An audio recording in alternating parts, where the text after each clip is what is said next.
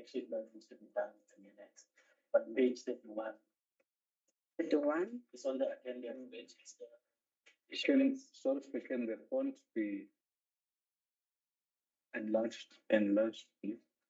Okay. Designation, it says acting director financial services and city manager governance and compliance. So we just need to rectify that.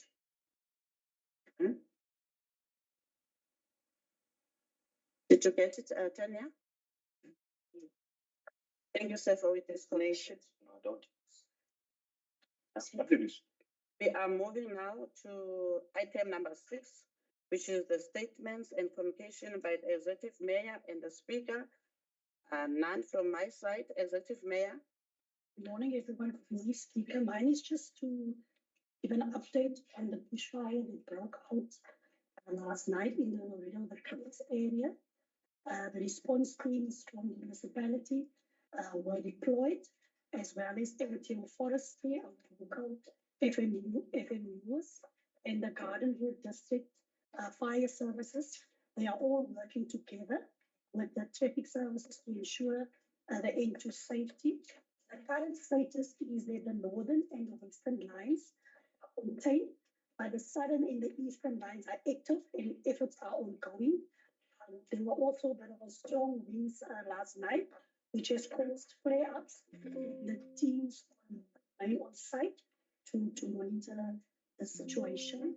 There was supposed to be a joint briefing this morning that will guide the next steps. And there's a commitment to give updates to the public every 6 hours. And we want to thank all the respondents and for all their tireless efforts. And we urge the public to, for safety reasons, to avoid the area. That's it, Speaker. Thank you. Thank you very much, Madam Mayor. We are moving to item number 7, which is presentation. None received. Item number 8. Can administration please take us through? Page 34, items for information which have been dealt with by the in terms of delegated authorities at the meetings held on 24 July 2025, starting on page 34, 35, 36, and that concludes the items as dealt with by the Executive Mayor on 24 July 2025. Item 7.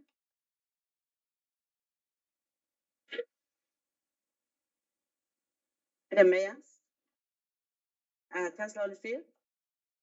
Thank you. Moving to item number 9.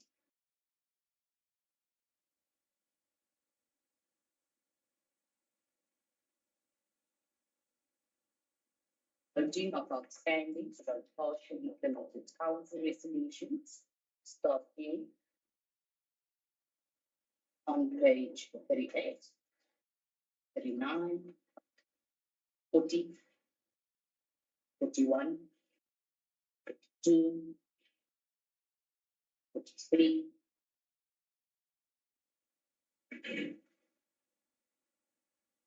44, 5, 46, and page 47, and that is the outstanding resolutions or partially.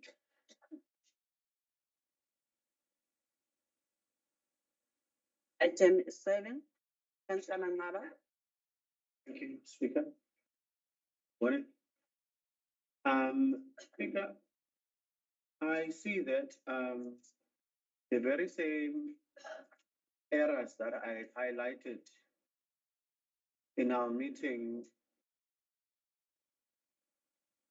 council meeting, was it last month or 1 month before that? They are still reflecting here, so I'm not sure if whether the administration was actually taking notes or is there a justified reason. Why is it that we're still sitting with these items here? If you look into, you just submit to page 46 at the bottom, your Item C, stroke 1, stroke 315, stroke 03, stroke 25, application for legal representation in terms of section 109A of the Municipal Systems Act 32 of 2000 by Mbulelo Memani, Municipal Manager. I think we covered this extensively the last time I actually spoke of errors that I found here. There's another item on 47, which is C stroke 1 stroke 310 stroke 03 stroke 25, which is the recovery of costs in the matter of the Speaker of the Bitou Municipal Council versus Mpagami Simbali and 10 others. I think at this point, the administration should know exactly these do not belong here unless there's a justified reason why they're here.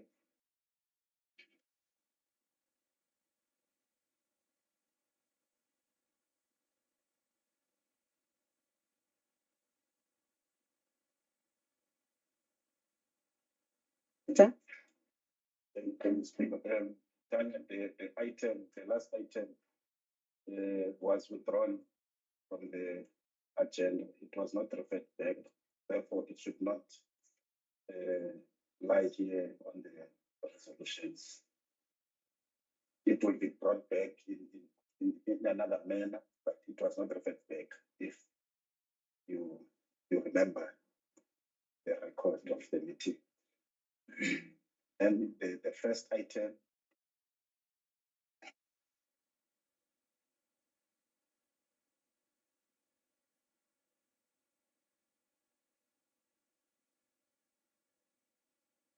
if I may ask Councillor, what is the issue with the president? Have 46 page, Two items.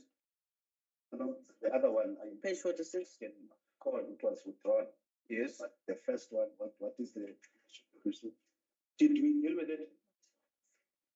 Because ideally, I had asked and I got a confirmation in this council that items that are supposed to be sitting on this section of the agenda, which is noting of outstanding council resolutions, we've resolved on them. They are still waiting actioning. We did not resolve in any of these two. In fact, they were sent back.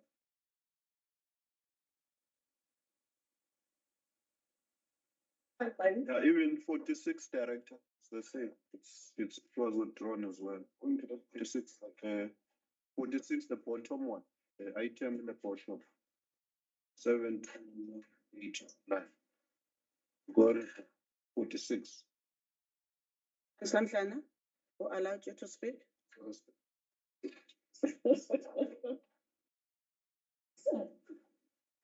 Madam Mayor? You can actually confirm it was the wrong item. Okay, it was withdrawn. It's another. But it's there, then it's fine.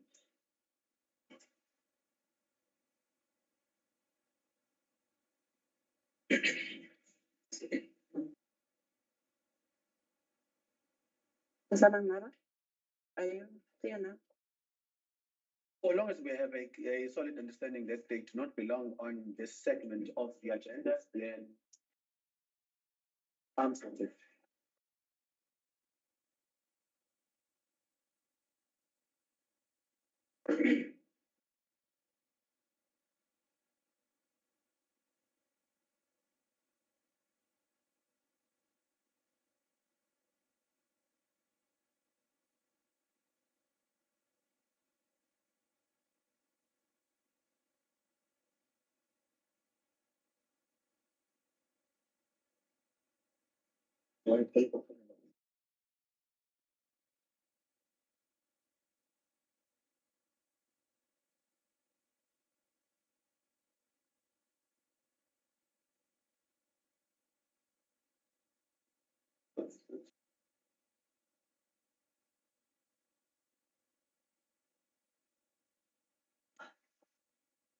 Yeah, that's right. Absolutely. You can assist also, Speaker. You can also assist. It was withdrawn, yes. We can assist that others were resolved, the others were withdrawn. Yes, Tom. Then those that were withdrawn, There's no, If there's an appetite, they can be brought back anytime. We don't have a problem. If people have got appetite. no appetite. But now they are withdrawn. Now I want to emphasize, then if then there is an appetite. Councillors, All right. we move on now with our agenda. It was made clear that the items were withdrawn, so we are moving now to item number 10. Consideration of reports. Can the administration please take us through? In stage 1, Office of the Municipal Manager, C-1-3 to 5-36-25, Council Resolution, C-1-259-10-24, response on the report from the Audit and Performance Board Committee called for the employee for 2023-2024, page 52.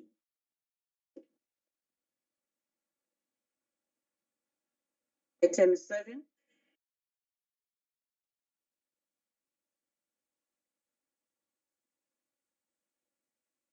Councillor Mhlana.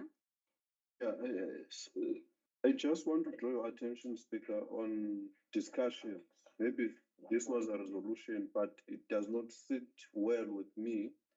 The recommendation from APEC on outstanding staff debt that must be deducted not only from the employees' salaries, but further to overtime payments and bonuses.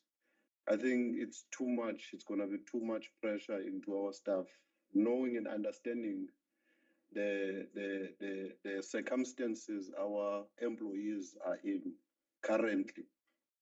I just want to bring that into the attention of the council.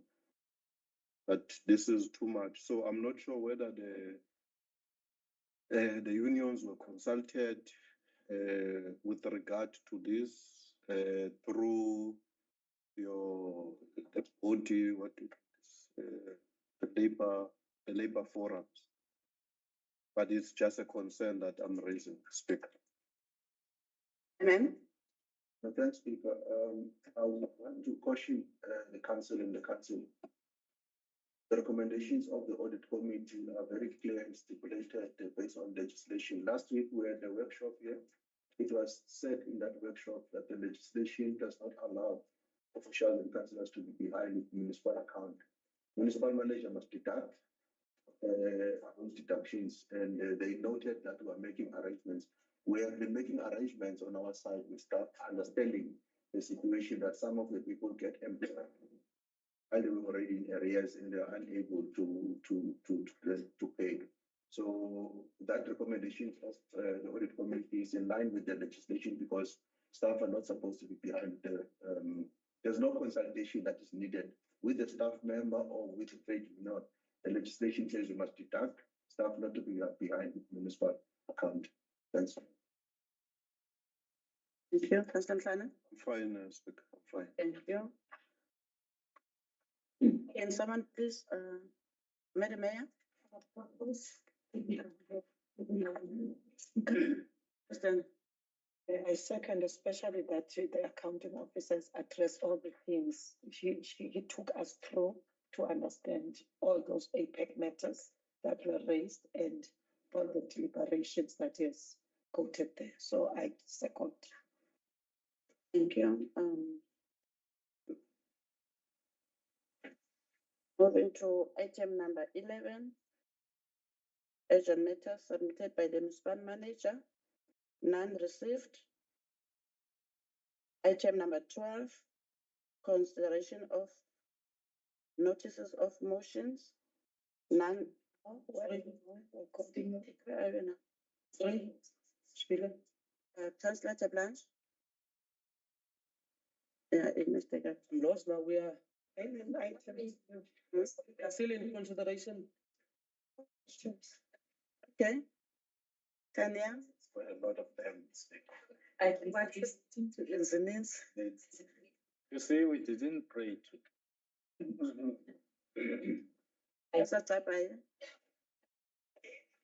Speaker, as we go on, can it be noted that on social media, again, the the notification, or rather an outcry, is that our sound is soft on line. So I know that's not within your area of expertise. However, it must be noted that it's not the first time that it's actually raised that our mics are muffled, they're soft, and people are unable to actually engage with the meeting. It came from communication. As well. Yeah. Administration, can you please double check before, or IT, of the sound, because it's not the first time that the public is complaining about it.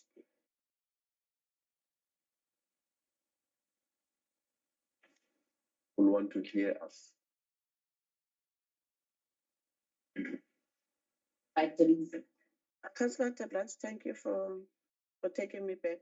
Mr. Speaker. Item C, /1/326/06/25, the appointment of Audit Committee Chairperson, page 62.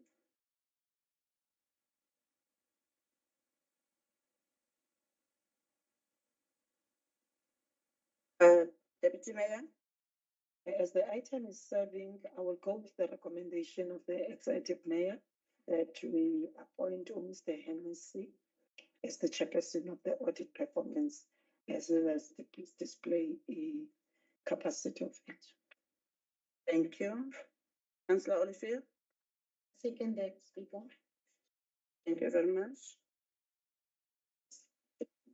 Item C, /1/328/07/25, Bitou Municipality Risk Management Framework Documents, 2025-2026, page 66.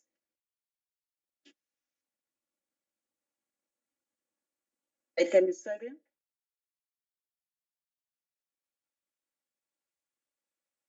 Madam Mayor? Thank you, Speaker. Speaker, I propose that we take note in the Community Rights Management Committee terms of reference.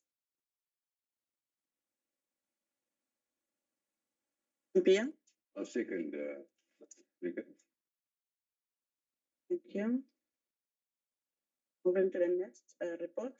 C/1/329/07/25, performance agreements for the senior managers directly accountable to the municipal manager, page 80.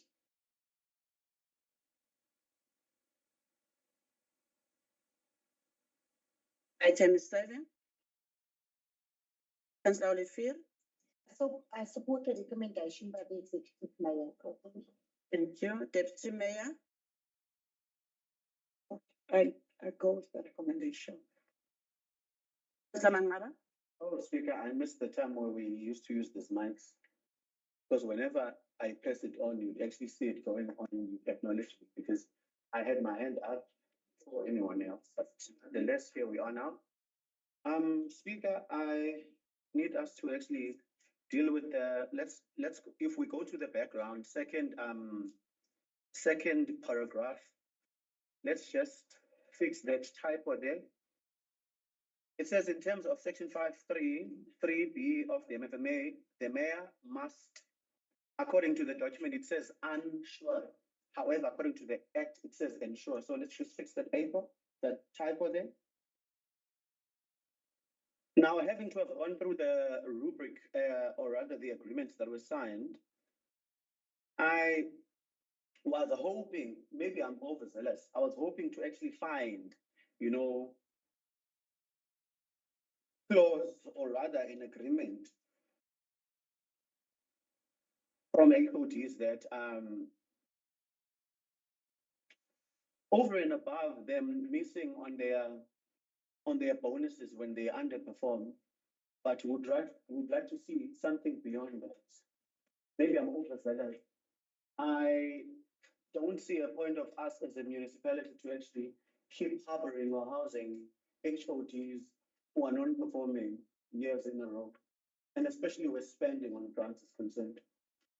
So I don't know what sort of control or influence we have in this rubric, but there's actually certain areas that I would rather be really highlighted, or us have our input where these performances of HODs are actually concerned. Day in, day out, we sit here and we discuss how we actually overspend on things such as overtime. But now there's no control in place in terms of what expectations do we have from the HODs trickling into your supervisors and. Perhaps this is not a point to actually end on that, but I just felt since I was given a chance to actually go through the entire document, I may as well highlight that if there's no sense of accountability where these pointers I've mentioned is concerned, then I don't know whether or not it will be correct for us to sit a year later and review their performances. Thank you, Speaker. The matter referred to by the councillor is contained in the employment contract of each director, and it's also contained in the regulations for disciplinary code for senior managers, where a director can be disciplined for poor performance. So the matter is contained in the employment contract. It's not contained in the performance agreement. Yeah, so I just don't have the specific section now. I'm looking at mine, but the matter is contained in the employment contract of the director of each director.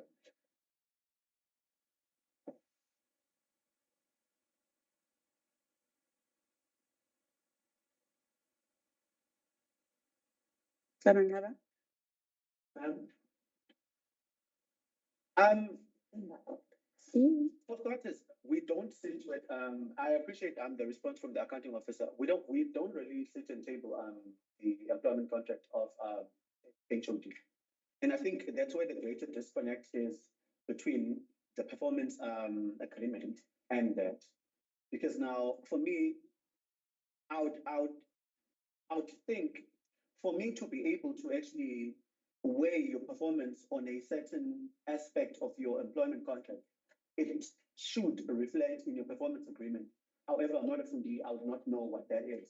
But point I'm making is, it would be pointless for us 12 months later to sit here and say you've underspent, you've underperformed, you've made this commitment and you've not delivered, if none of that can actually be quantified based on your performance agreement. But like the accounting officer is saying, that is contained there. So perhaps it's something that we need to consider going forward, that when we table such agreements, they're actually accompanied by such that we are able to actually, be clear in terms of our expectations based on a guide. Thank you. Thank you, Councillor Mandlava. Madam Mayor. Thank you, Speaker. Speaker, what Councillor Mandlava is saying, I also want to say that especially with the 2 days workshops that we had, in terms of code of conduct, in terms of issues of irregular expenditure and wasteful expenditure, there were some recommendations that were made in terms of how we can actually filter it into performance context. But that is part of a change management strategy. It's part of getting the directors and everyone else to understand exactly what their responsibilities are and what the future of council, direction council want to take in terms of taking a more stricter enforcement with certain things. So the response is noted. I do agree that there might be some things we could probably put in as a council, but if it is also part of doing consultation and bring everyone on board with us in terms of our policies, our processes, and especially when it comes to council's priorities that we feel is important. I do understand that, especially as the financial year progressed, we did see a lot of challenges, especially with our capital expenditure and so forth. So I'm comfortable with that being contained within the performance bonuses of directors. I think as the MN has also alluded to the fact that in terms of the legislation, what exactly is the requirements and how it is contained in terms of our disciplinary steps that we need to take when in terms of non-performance. So I'm comfortable as it stands now. I'm not saying there's no room for improvement, but I would propose that we go with the recommendations from the municipal manager. Thank you very much, Madam Mayor. Speaker, for guidance, they already proposed. Already proposed. By. It's already It's already seconded by. Councillor Fear? Excuse me, Speaker, I was looking at a different item, so I think we need a proposal as second item. But Well, take it. So it's finished. Yeah. Huh? Take it that as proposed. hence then, Mayor is proposing. And GM is second. Yeah. It's not bad. Moving to the next report. E/1/331/07/25. Reporting on irregular expenditure, payment to Botswana firms, attorneys and advocates, CLHRs, page 103. Tamangaba? thank you, Speaker. Speaker, if I bring it to your remembrance, both the items that are actually detailing to this item were dealt with in committee last year. Now, I reckon it is procedural that if that be the case, when they are brought back to council for tabling, then they must also be dealt with in committee. This is so we are able to actually manage to demystify certain factors about the item. Because another thing is now, if this was not dealt publicly, extensively, as it was done in the in-committee session last year, it might render our communities with a bit of confusion or misguidance where that is concerned. So ideally, because the two items were actually were items that we set and dealt extensively in committee. If we want to revisit them, I suggest we move it to in committee. Madam Mayor? Thank you, Speaker.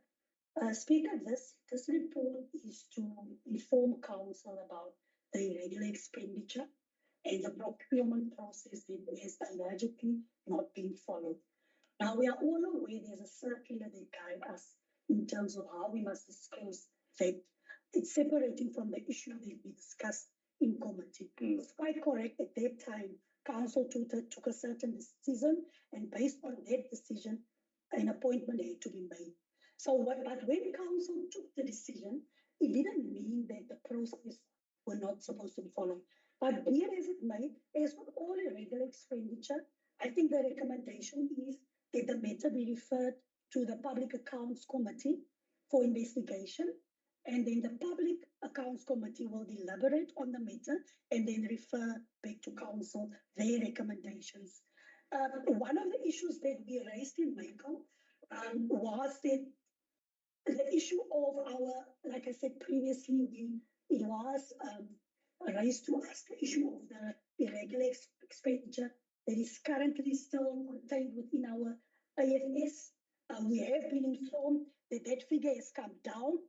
We were informed that there's still about 71 million that needs to be also come to council, and we reported to council, and we were also informed by the province that we need to adopt a detailed action plan by August 2025 on how to deal with the regular expenditure. So from Mako's side, we included that recommendation that the progress report must come to council for all the irregular expenditure that is still contained or must still be declared, and that a detailed action plan must also be submitted by in August 2025. One of the issues that also came out was the issue of the outcomes and recommendations from the disciplinary board. The fact that council has not yet received any report back on those matters.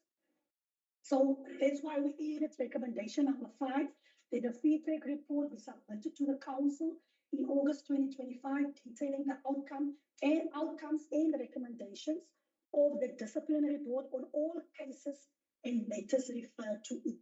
In Mako, there was a feeling that, instead of us dealing with matters like bits and pieces, and then we get to a workshop and then we discover, there's still a 71 million, there is still, questionable. Let us rather deal with everything and with the action plan at once. So those are the recommendations from Michael's side. I propose that we would take those recommendations up next week.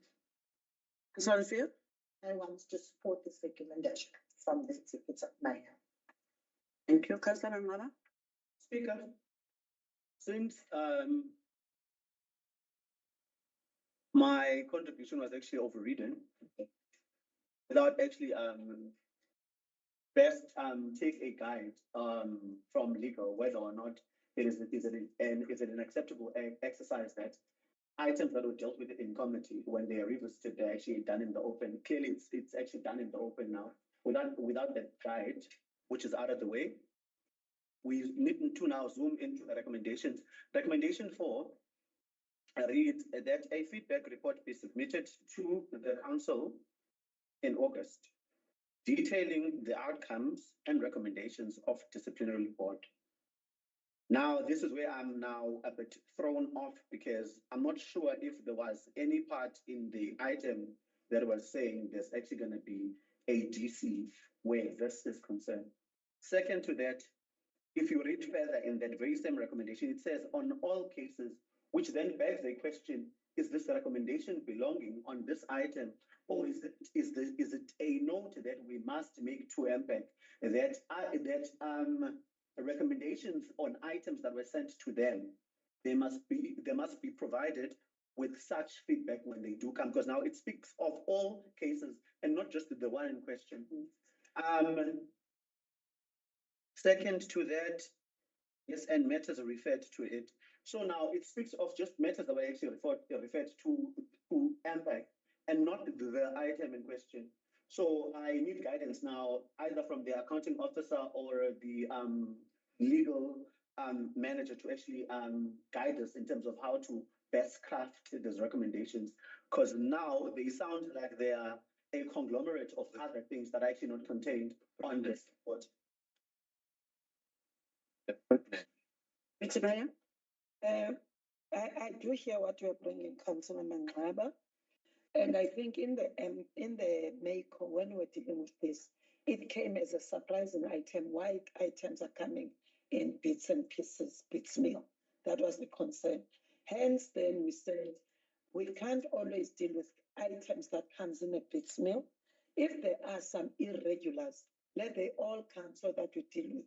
Because this will seem as if it's a certain thing that has been, selected out of the others. So hence then we said, everyone can think that why this one that is coming here, whereas things are being brought by MPEC in the council. Hence then we said, let all be brought in at the same time, and everything that was still behind with disciplinary and everything, so that it should not be a norm of the council that anything that is being selected as if we're selecting the items into things. So I think that was answering that this item, it should not be treated as one item. Mr. Klaus, can you please give us the answers? Yeah. Morning, councillors, everybody. Madam Speaker, I think the item is clear. I don't think there's anything wrong. I am a member of the board, disciplinary board. I don't want to compromise my own position. I cannot recall that this matter served before the board. So I don't think it was there yet. It has to go through the normal processes, impact, referrals, and so on. So as it is crafted item, for me, there's no problem with how the items or the recommendations are constructed, because I'm pretty sure the disciplinary board will provide a report on matters that were referred to council. It must do that. Ma'am? I think the director is going to assist me. Let's deal with two things quickly. I think the first question was issue whether legal must assist whether the matter that was dealt with in committee can be brought in. I thought the response of the mayor covered it, because we are reporting on the matter that is potential irregular expenditure, and those matters are not dealt with in committee. The matters matters of to deal with, but the legal manager can. Let me just come on this one. I'm not sure if the legal manager did not get the question correctly. So let's go back to the purpose, because I want to emphasize my understanding of what the councillor is raising. The purpose is to report an irregular expenditure that is specific to a specific case. Mako asked a question about this. I have then stated to Mako that there's no matter that is handpicked or cherished. Matters are reported as we become aware of them, that they are potential irregular expenditure. The deputy mayor has raised what Mako views were and also the other matters that they felt. So what Councillor Mangaba is saying, the purpose of the item and the recommendations, two recommendations of Mako, does not speak to the item. Now, the director cannot change the recommendations of Mako. It is for this council to rectify that. The guidance that I can only provide is that the two recommendations of Mako perhaps should rather be captured as a footnote, because Mako does not want those recommendations to be lost, because they are raising an issue to say that there's still 71 million of irregular expenditure that has not been completed. Administration go and deal with this, but these were recommendations of Mako that we are bringing to council. You must just assist me because we cannot change the recommendations. This is what Mako recommended. Administration cannot decide what Mako must actually recommend. So I think what needs to be clarified and resolved now is to whether we capture them as recommendations or whether we capture them as footnote. But both might necessarily not matter. But if the two recommendations not jeopardize, but now twist the real context of the item, then it should rather be a footnote. Yeah. So, Director. Speaker, thank you very much. Good morning, councillors. Okay, let me start with your question. The authority for this matter sits with council. So that's why it's a recommendation from Bitou. Therefore, council must now resolve.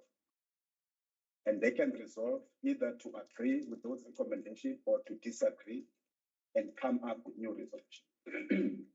So they are not binding by the recommendations of the Mako, because that decision could not be taken in the Mako because the Mako did not have those delegations. So this council can resolve on what to do with the recommendation. Secondly, on resolution 4, there's an error of law there. Where there's potential irregular expenditure that has been identified, it must be referred to MPEG, not to the disciplinary board. So here you are saying that this must go straight to the disciplinary board, whereas the MPEG has not determined that this is really irregular. So it needs to go to MPEG, and then MPEG must then report back to council with recommendation whether council must recommend to the DC, or even council can decide without the MPEG recommending a DC to recommend to the DC. So that is the error of law that I see in this item. Thank you very much. Thank you. Thank you, Madam Mayor. Thank you, Speaker. Speaker, let me myself. Yeah. And let's start with recommendation number 1. And number 1, that the irregular expenditure contained in relation to this item incurred for the legal service rendered by be noted. Number 2, if the matter, this one in front of us, be referred to the Municipal Public Accounts Committee for investigation and recommendation to council. Number 3, that the MPEG report back to the council within 30 days from the date of the investigation. Number 4, that a feedback report be submitted to the council in August 2025. Now, recommendations say refer this matter to MPEC must report back to council. Number 4 said, let the feedback report be submitted to the council in August 2025, detailing the outcomes and recommendations of, maybe we should all say all the disciplinary boards on all cases and matters referred to it. Let me explain. Since we've been sitting in this council, we have never received any feedback report as to what was the recommendations from the disciplinary board. Those have never been submitted to this council. Recommendation number 4 is not speaking, like Councillor Ngabe has said, to the item specifically, but this item is perceived or it is declared or council is being made aware that it is potentially regular expenditure, which must be dealt with in a certain way. So is matters that were previously referred to council, a council referred to the disciplinary board. They were also irregular. They might have been fruitless. They might have been wasteful. We are asking, our recommendation is please submit a report to us on all those outstanding matters to council in August 2025. Recommendation number 5, that a progress report on all irregular expenditure. Like we said, when we had the workshop, I don't want to repeat myself, we were made aware there's still 71 million irregular expenditure that we are trying to do a conciliation about.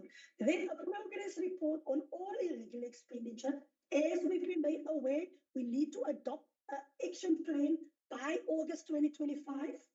Would that action plan be submitted to the council in August 2025? I am sticking to my recommendation, Speaker. If councillors are unhappy, we can take it to a vote. Right. No, Mr. Speaker. Okay. So can I just give, I think the first part, Director has explained, these are recommendations of, Mayor has explained the position, where they are coming from MECO, in terms of this. Now, there must be no confusion, because I think the only part which perhaps is based is that it seems, and I think the Mayor has explained it now, the interpretation of 4 seems to be saying this. It does not speak to this matter that is reported. The Mayor is requesting that all matters of the disciplinary board that has not come to council should come, and all matters in progress of irregular expenditure that has not been dealt with should come. So the recommendation number 4 and 5 by MECO does not speak to say that this matter is now taken to the disciplinary board. The matter stops with MPEC, and MPEC reports back to council. So these are recommendations of MECO.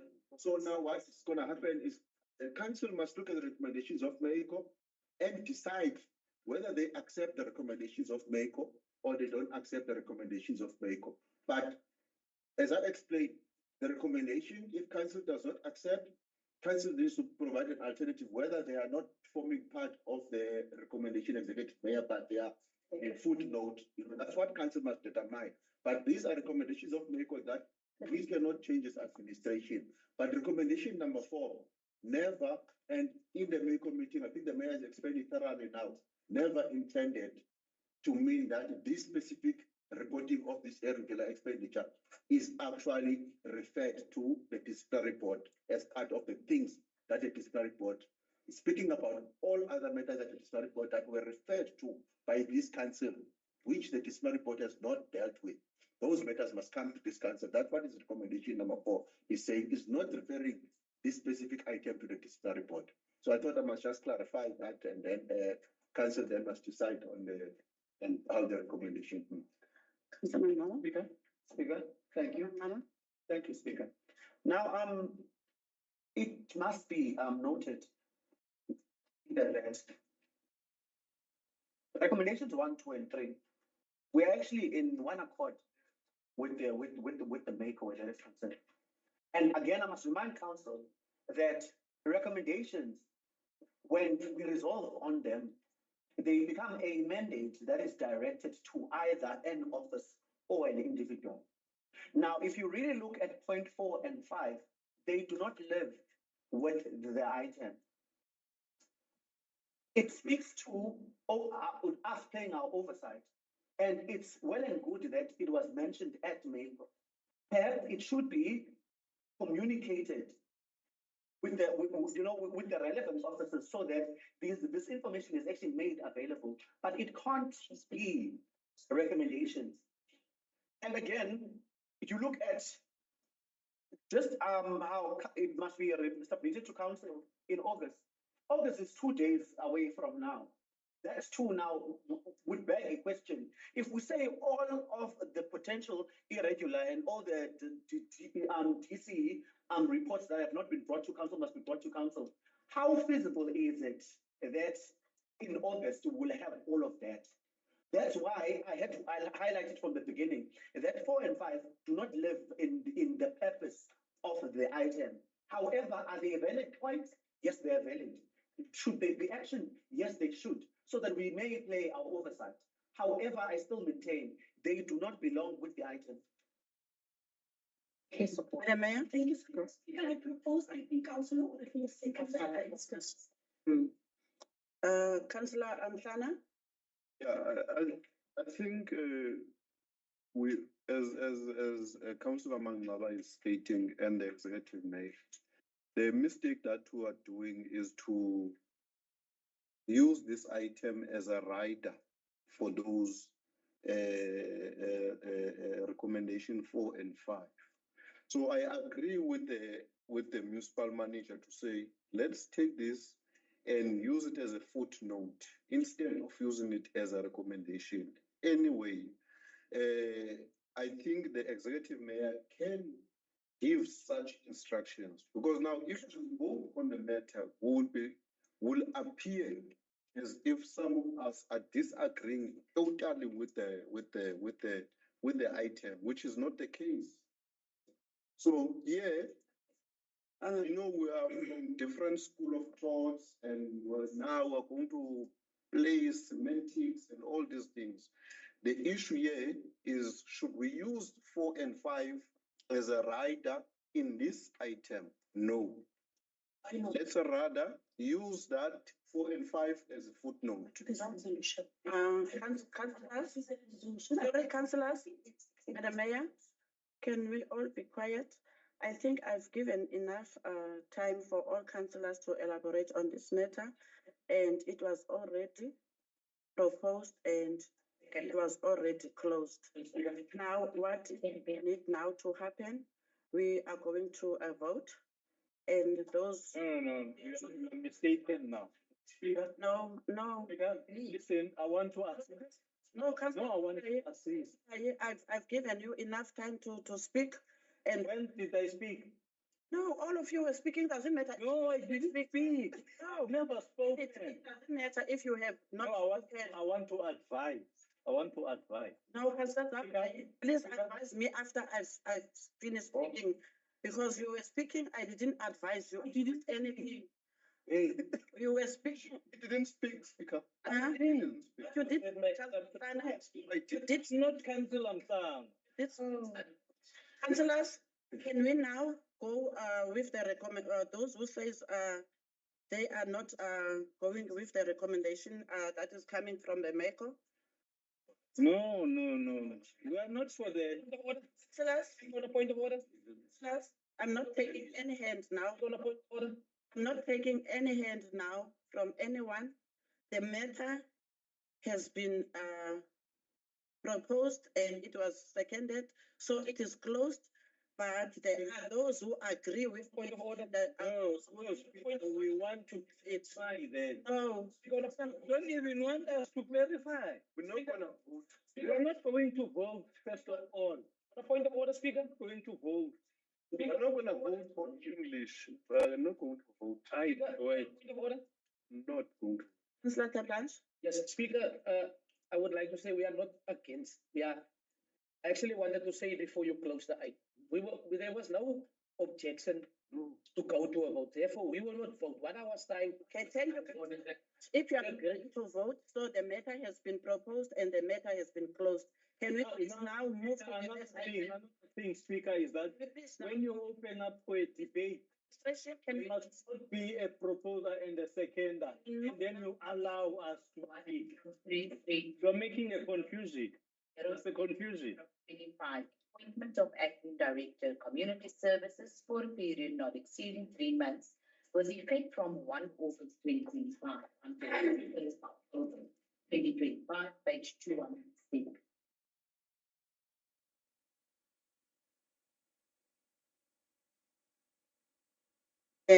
Item 7. Councillor Olifia. Oh, it's for the, let me make sure I'm on the right one, community services. Mr. Sakati. The Sakati. Oh, we are not. Second speaker. Seconded by Councillor Chair Blanche. Yeah. Moving to the next item. Sheila, may Yeah, I'm not there. Yeah. I see. 30/1/333/0/7/25. Appointment of acting municipal manager from 2 August 2025 until 24 August 2025. Between brackets, during in study leave period, close bracket, page 219.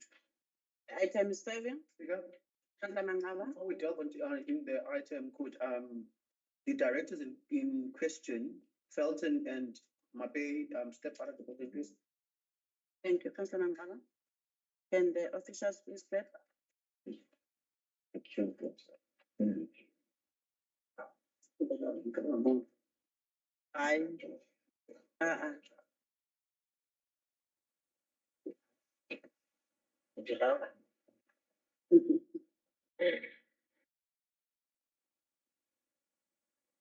can feel them.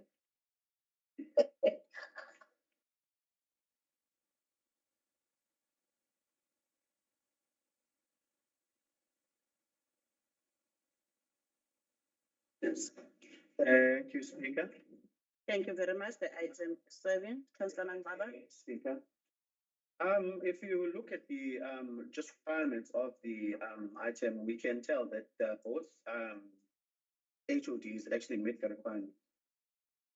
However, I just need to raise my fears in council. Then you would actually guide me or assist me where that is concerned.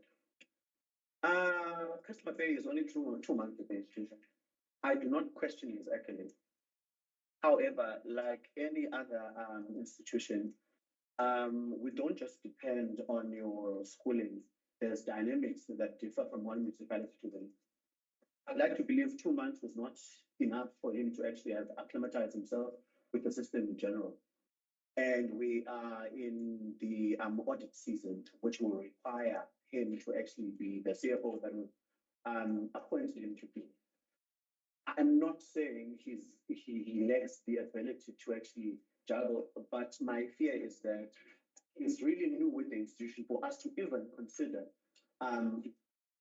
appointing him as an acting MM for 22 days. However, if then we scrape him out of the list, we're left with Director Felton. Oh, he's my favorite, but we know he's not a performer. And I'm not saying this in any derogatory term. We know how he actually crumbles under pressure. So at this point, the accounting officer and manager legal will actually assist this yet again, because I'm thinking instead of the two, are we able to actually approach Carter to actually aid us in bringing someone just for these days that the accounting officer will be away? And there is a plea, and I'm not saying this because I'm opposition. I have looked and assessed the situation, and we are between a rock and a hard place because these two, given the facts that I've mentioned, I do not really think we should consider any one of them getting of the accounting office. Thank you. And to Councillor Mangaba. Councillor Olivier. Just a question, how long will it take? What is the time frame if we approach Cocteau or anyone else to assist us in this matter? How long does it take? Because we're talking about a month, 18 there. So it's a question from me, Speaker, to you, to the MM, please. Thanks, Speaker. start with the last one. I'm leaving Friday. I did approach council because I needed to inform the university that I can attend online. The consideration was the timing, the critical time. Unfortunately, that is delayed and cannot now change, but I have received communication from the university to be able to do it online. So I was going to be here and do it online here. There's no need for anyone to add. I'll be then allowed a space of 45 minutes, an hour there to actually deal with those things that I have to deal with. But coming to that, if we have to approach COCTA, it means after this meeting, you must write to COCTA. The question is the availability of people. I don't know. I know in engineering, there's no people because they wrote to us asking other directors of other municipalities to assist in other municipalities. So that is a provincial. So what? Now, I don't know the timing. The second part of the question, I was avoiding it because of the two directors reporting to me.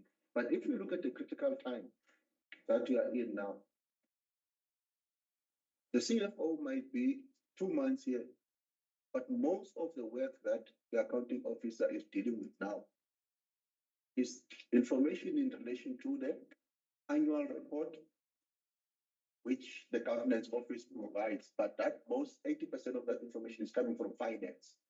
So you need the person that understands that information that comes.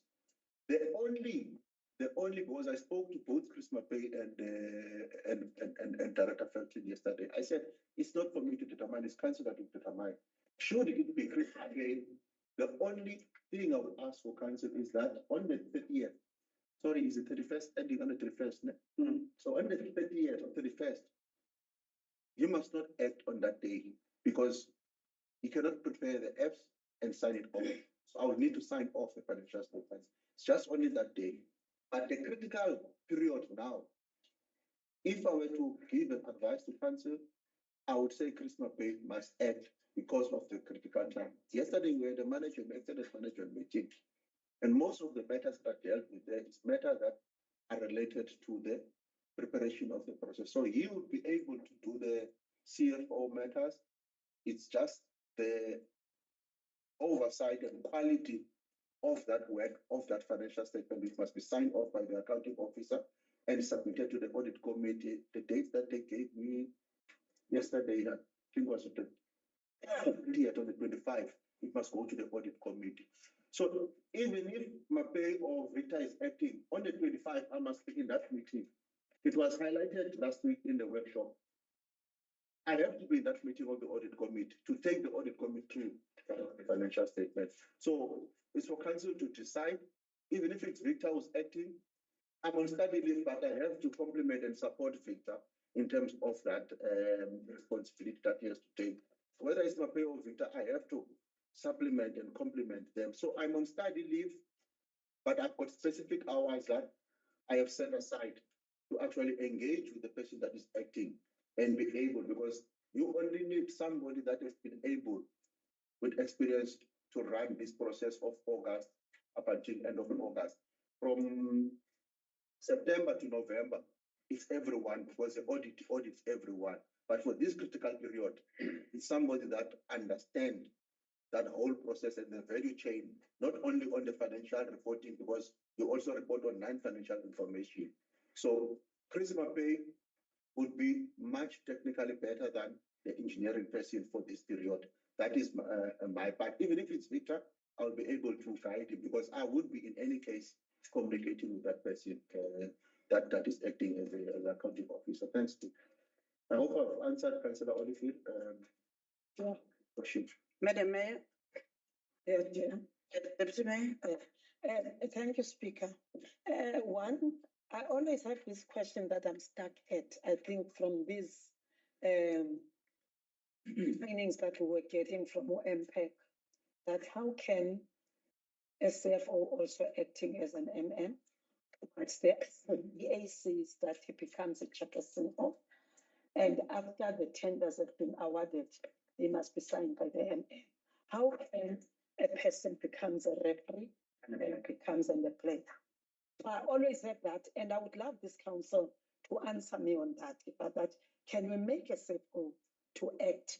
And as we know that we are in a stage where most of the tender issues that need to be sit and come out, especially service delivery kind of items that we've been waiting all along for them. So come now to this situation that Mr. Mapei becomes now an acting MM, whilst he's supposed to sit in the BACs and everything and become a chairperson. How then do we make that?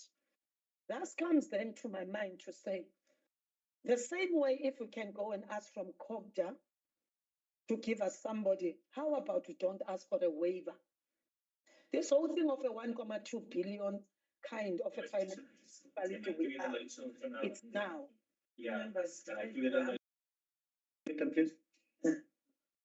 That whole thing is now, it gives us, it has caught us by surprise as the institution when this application of an accounting officer came. That says we are open when it comes, not open, we are short of people that needs to be managers to start with, and also to be directors to start with, and also people that are directors that can be acting MM. Even if you can see in this case of the MM, of the acting community services, we only got 2, whereas we've got people now at the stage that we felt they were qualifying. Now, my proposal is to be, I'm not against the thing, because I would go for 13 if I had to choose there, because I think he's the one that he wouldn't be compromised and make us to stand, you know, to delay some of the things, as much that MM is explaining that. 2, I'm also wanted to ask, how about we consider, I don't know whether I must put it in this item, to consider to do a waiver in this municipality. A waiver where it allows that the people that are less than 5 years, as per the standards of financial standard that we're having, then we can allow them to waiver so that they can act. As we once was talk about a waiver of even the directors, a waiver of even the managers for that matter. So this whole thing, it shows that we're renting somewhere, we're at 1.2 billion, but when it comes to staff issues, personnel, we are not there with the people that we're having. So how about a waiver? I'm just dropping a seed on that. But for me, I think if we take Mr. Mapei for 30 days, then it means there's work that is delaying in that same department or directorate. Thank you. There's the name of Mr. Mapei, there's the name of Mr. Felton. Councillor Olivier? Objection, Speaker. Mr. Mapei didn't come from council. It was a suggestion from the email. So we only got one name so far. It's Mr. Felton, and I support this. All right. MM? Yeah, no, I wanted to correct this thing. The people who qualifying is Mr. Mapei and Mr. Felton, council to decide. I wanted to respond on what Councillor Kolapi is raising. Now, the issue raised by Salka is correct and relevant. That the chairperson of the BAC is the CFO. It's only impacted if there is an award more than 10 million. I'm not involved in tenders except it's 10 million. Anything less than 10 million in this municipality is an award of the BAC. Does not even count to me. It's signed by the chairperson of the BAC. It's an award of the BAC. So what needs to be looked at by council in these 22 days? Do we have awards that are more than 10 million? Or council can say, if there's that risk, then Victor Felton must act, because I would still be available. Victor Felton will still calling me, or whatever, if there's a need to actually call me. So I'm not proposing Chris Mapei, I'm not proposing Victor Felton, and I've spoken to both of them that I would not be making a recommendation to council. Council must decide with the consideration that we are actually having. On the issue of the waiver, I think we can deal with it separately, not as part of this item, because we would need to deliberate and discuss it separately in terms of this item. Councillor Mfana, Yeah, I want to second the name of Victor Felton as proposed by. Councillor Olivier. Name, Or by, okay. With a strong emphasis that when an office has an empty, nothing justifies the return of the accounting officer to find that there's actually 100 memos that are unsigned. Thank you. The name of Mr. Victor Felton has been proposed and seconded. Can we please call them back? Must act like it. What I'm saying, This statement will look like it. people are acting on the same. How to do that in beautiful. Thank you. Oh, Yo. Uyobalanda. Atunyanisile because abantu abayektayo abasayina recommendations zibuye zibe umthwalo kwabanye abantu. Sesine-irregular nje kungasayinwa kwezinto abantu bebekhona be-act. Bengasayini. No, we're waiting. Ningayibuzi. Ndibona ingxaki enjalo. Hayi xa khona ingxaki enjalo ningayibuzi.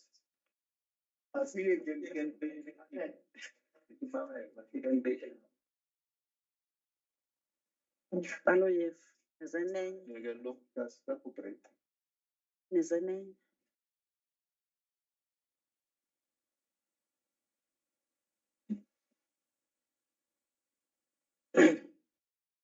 Councillors, can administration take us through, moving with the reports?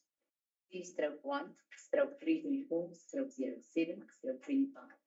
Progress report, communication from EC Budel in respect of appointment of Mr. Mogezi Ndina as Director Planning and Development at Bitou Municipality, page 223. Councillors, just to note, OCFO and Mr. Felton, who were coming back now from outside when we were busy dealing with the agenda. Mr. Felton, you are recognized by this council to act for the period of August while the MM is on study leave. Thank you.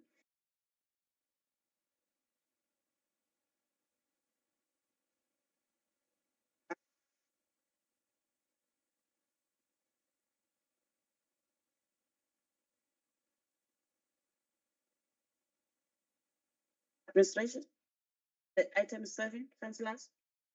Madam Mayor. We read it in that text. So yeah, this is the progress report on the communication we received from the MEC with Bradjal in respect of the appointment of Mr. Ndena as the Director Planning and Development. I think we are a bit wiser now after our workshop. So hopefully we have a better understanding now as to the requirements for this whole story of us losing over $1 million budget and how these actually affect change the minimum requirements for senior managers. Where in previous terms it was a 5 years middle management, but now it's 2 years reporting to a Section 56 manager. So yeah, so this is just to inform council of the outcome and for council to note the outcome. Thank you. Thank you.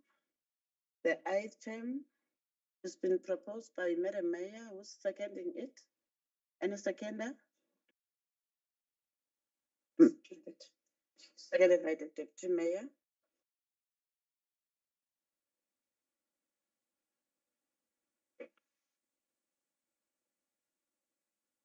Stroke 1, stroke 335, stroke 07, stroke 25. Declaration of vacancy and approval of selection and recruitment process for the filling of position, Director Planning and Development, page 228.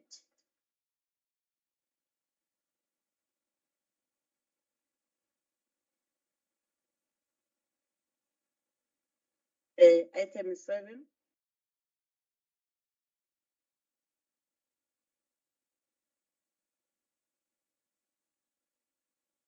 propose that we cover the recommendations. There's no name in the recommendation then? Oh, what's it? I thought there was. We are in page 235, 234. Declaration of vacancy and approval of selection and recruitment process for the filling of position director committee. I said, propose that we select the portfolio chairperson, which is Councillor Kawapi, as a member of my committee. I said community services. No, it's planning and development. The planning. Oh, yes. Page 229. Okay. Photo? 234. That's a twin. Or 230. 230, yeah. I mean, on yes, right. On 229, there's also in terms of regulation 12.4 that we need to specify as to who we going to appoint from Michael to sit on the selection committee. Yeah. Correction, Lateral branch? Mayor, correction. You can do it actually under point 3 on the, Yes, exactly. you don't have to do it two ways. You can do it straight to point 3. And if I'm recommending, in terms of regulation 12, I'm recommending the Michael member, F12. For the chairperson. Proposed by Madam Mayor. Director? Thanks, Mr. Speaker. We have returned to the office of the NDC, the head of department, also to clarify the criteria that we must use in advertising these positions, because during the workshop there was no clear answer whether we now fall under the 7 years. Years as a director, 5 years in middle management, or we are still on 5 years in management. So we just need that clarity. So when you see the advert, you must know that you have taken advice from the office of Plettenberg. They communicated that they will communicate with us before this council meeting, but this morning when we called, they said no, they will send us an informal email to advise, but I have not received the email. But I just wanted so that we can be sure we don't advertise incorrectly and then we must restart the process again. Thank you. Thank you, Director.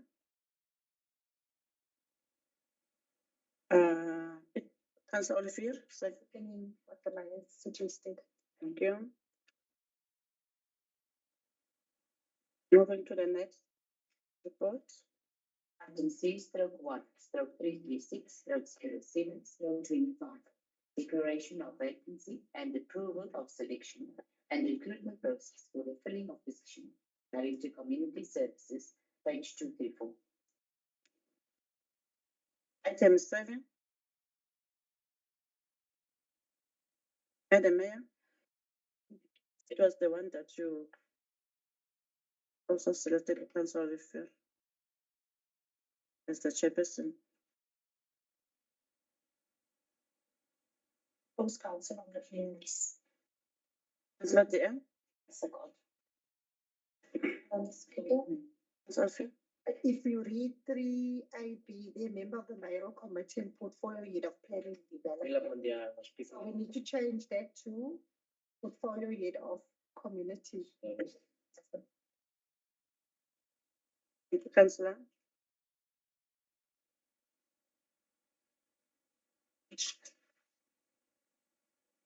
Moving to the next report.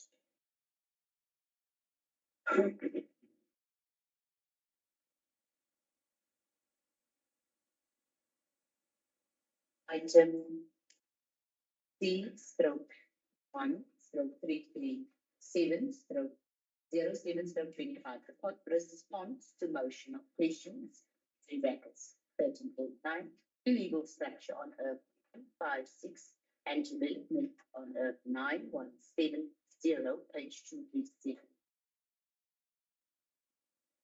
Item 7.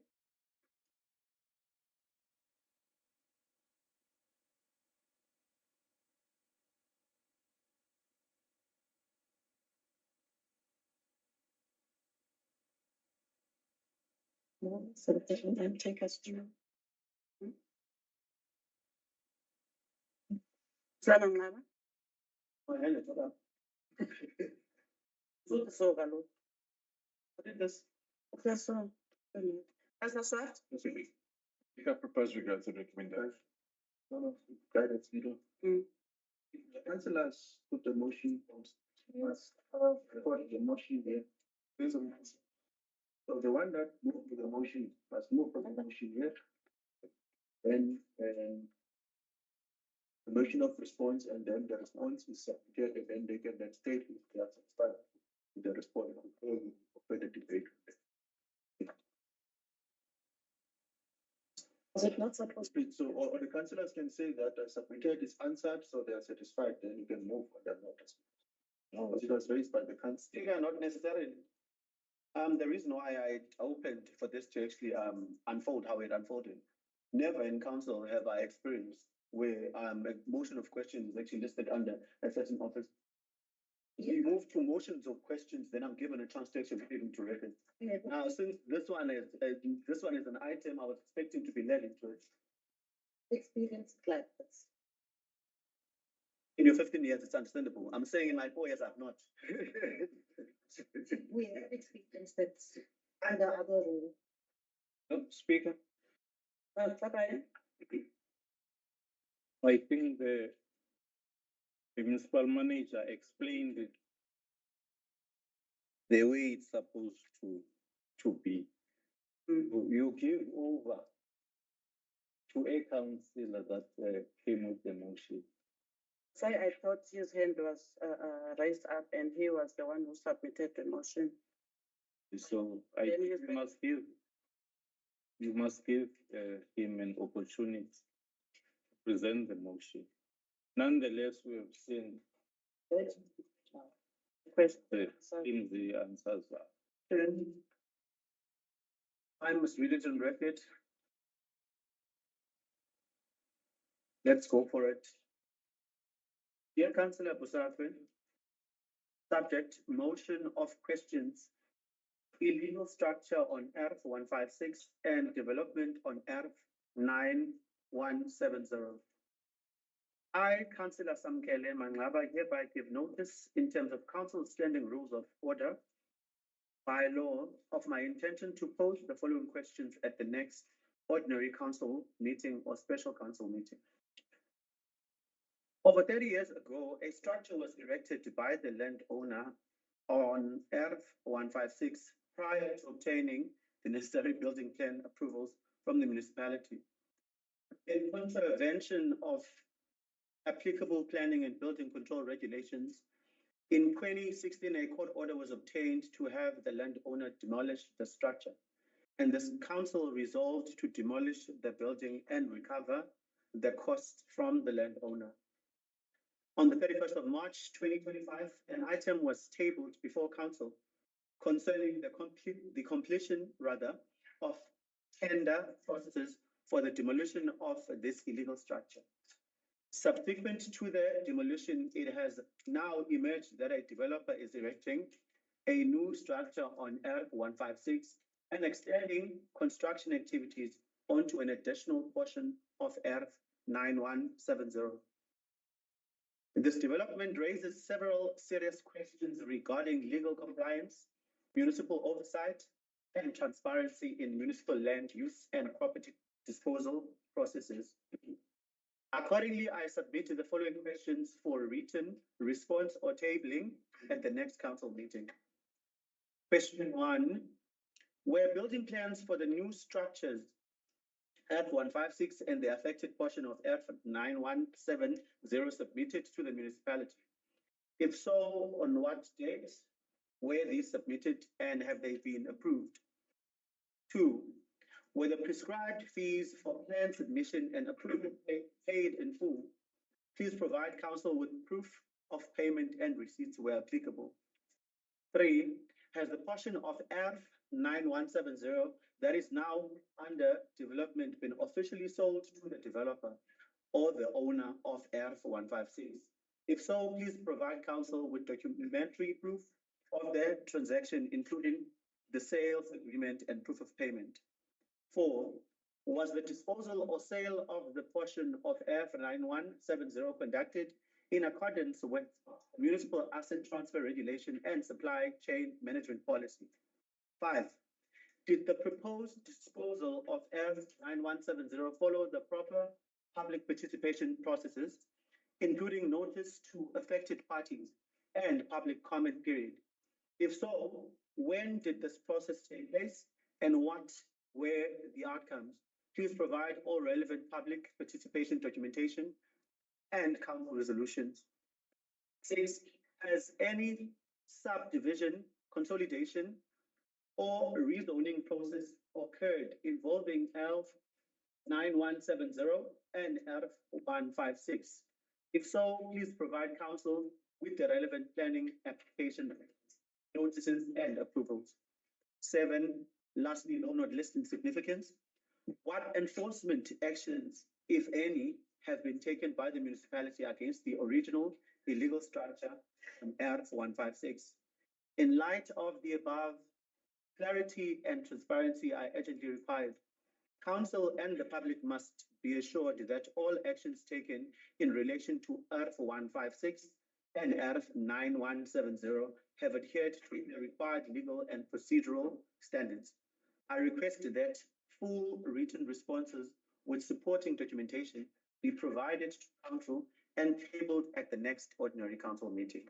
Mover SAL Manaba. Second speaker. Thank you very much.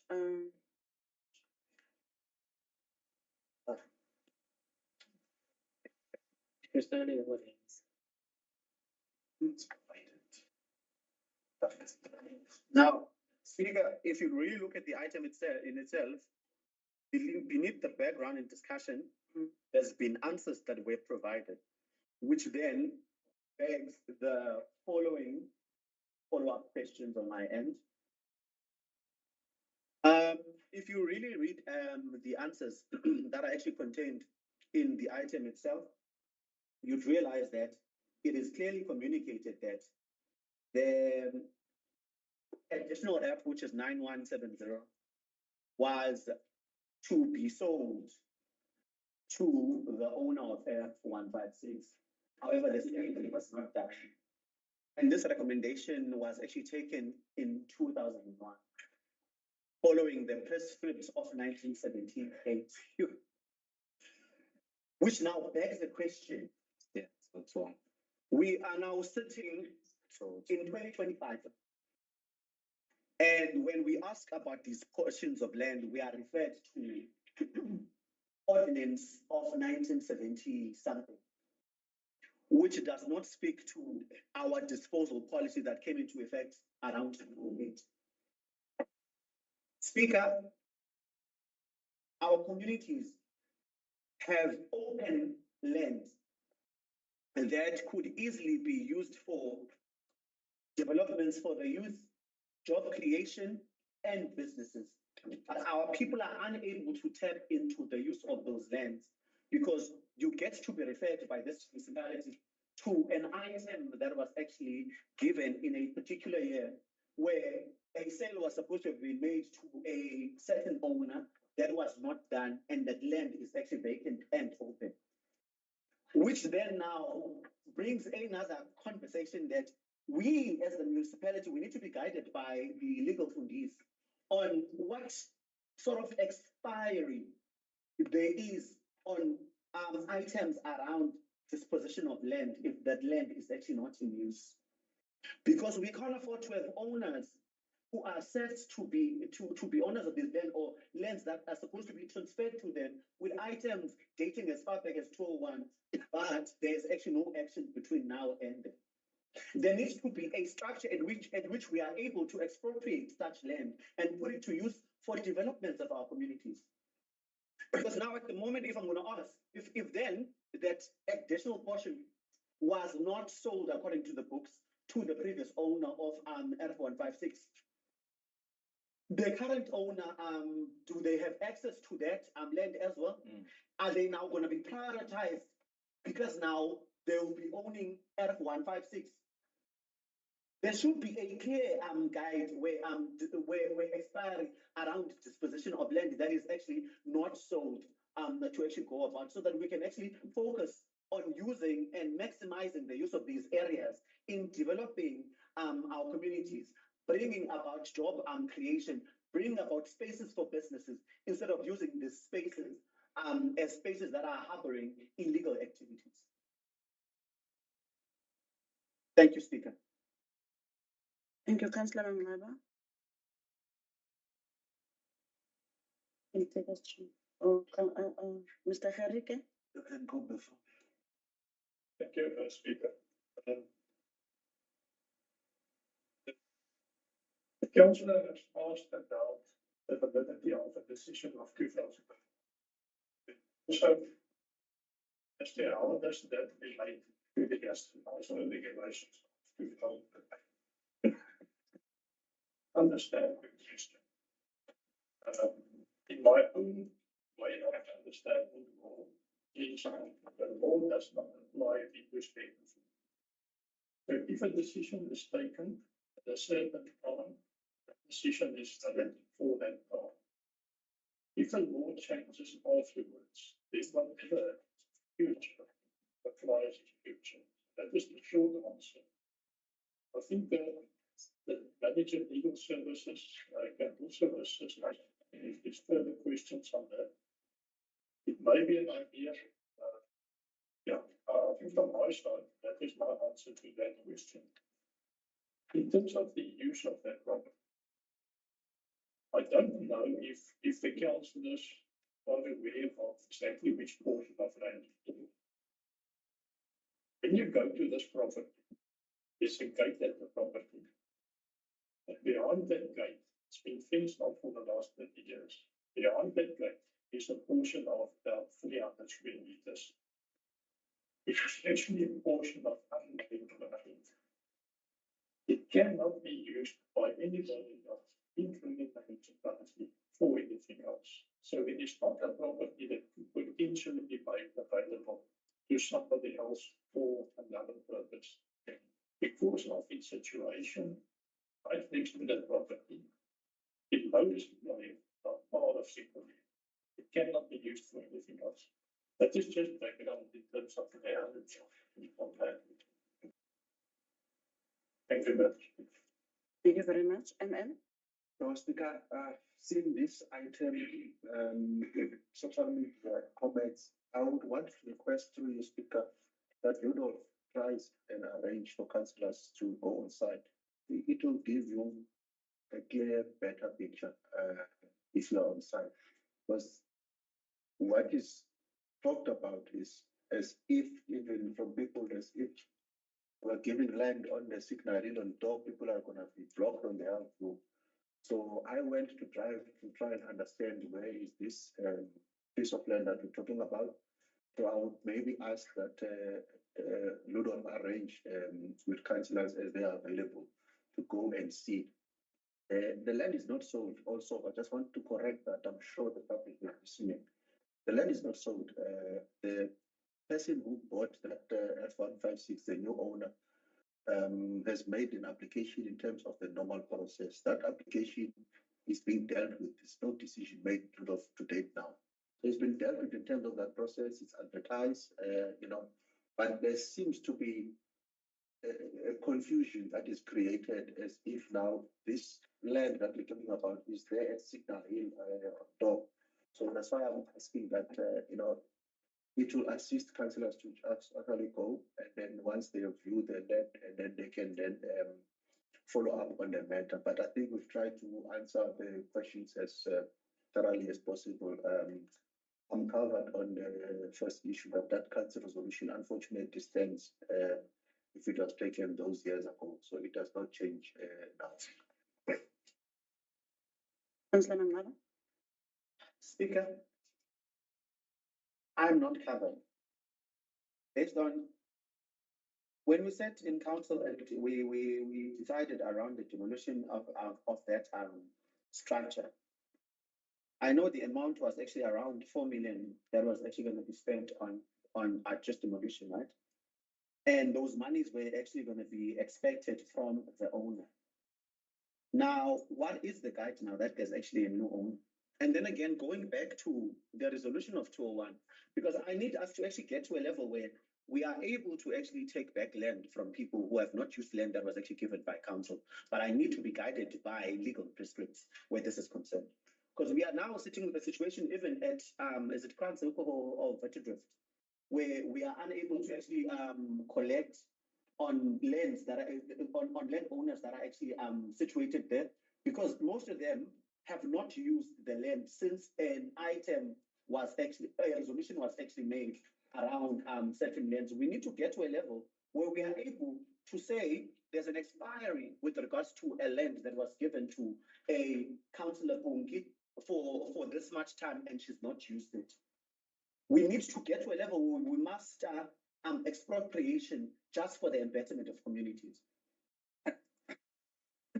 I'm saying it might seem as though now I'm saying that land must be taken from its new owner, but the ordinance of before 208 are the reason why the previous owner stood a chance of getting that additional piece of land at a cost, and the person never bought the land, which is the land is actually still ours.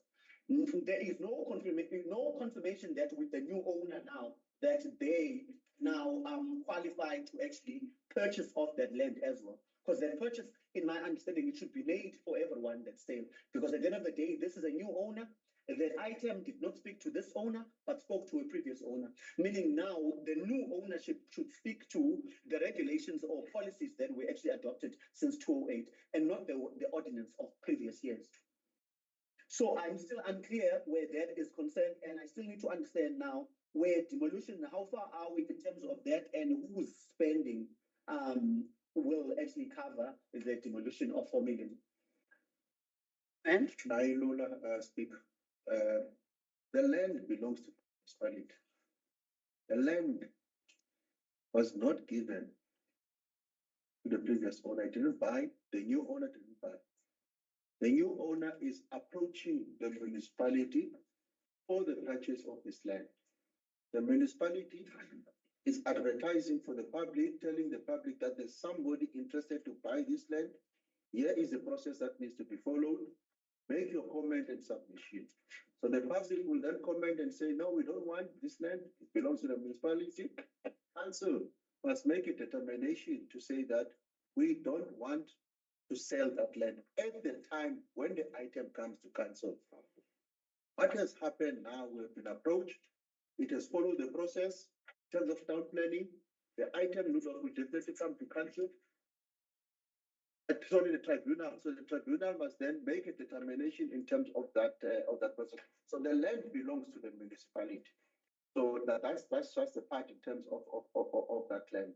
It was not finalized and given to the previous owner. That's why the landowner currently in the deeds register is the municipality for that portion of that road item. Can you touch on the demolition, please? I don't want to miss my facts now. Yeah. Speaker, on the demolition, yes, the council decided that we should proceed with the demolition. As we communicated with the council, we have to somebody to demolish the there was a suspensive condition on the tender that says if the owner himself, the new owner, is going to demolish the building himself, then the municipality will not proceed with its own demolition, because that will be expenditure, and at the same time we may sit with two people wanting to demolish the building at the same time. That is not going to work. So this new owner has formally applied for the demolition certificate. We have asked him to give us a program, detailed program of his demolition action, so we know exactly what can happen. At the time when this item was done, we hadn't received that information, but we've released the information actually on that now. So the demolition order will be issued before the end of this week. We can make the demolition and pay off the due contract. That means that it's going to start finish. Sorry, there's one part that you are missing. our process, now that the decision has been taken, there's a process that we're supposed to do to go to court on our side. So that is what I was briefing the executive mayor. I think the ward council have to say, as a accounting officer, I'm sitting with a situation now. There's a process that we have to do to go to court on our side and then get that approval in court and then demolish. Now there's a process after the new owner is now prepared to actually demolish. So what then becomes a challenge is the issue of the timeframes. So if we go to court and our process comes back later on and is already demolished, what then?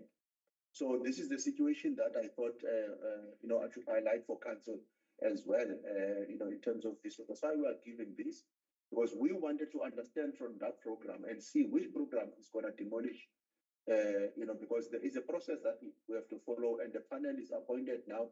We will try, but there might be a risk, as I highlighted, Mayor, that while I'm busy with that process in court, demolition is actually done and completed that side.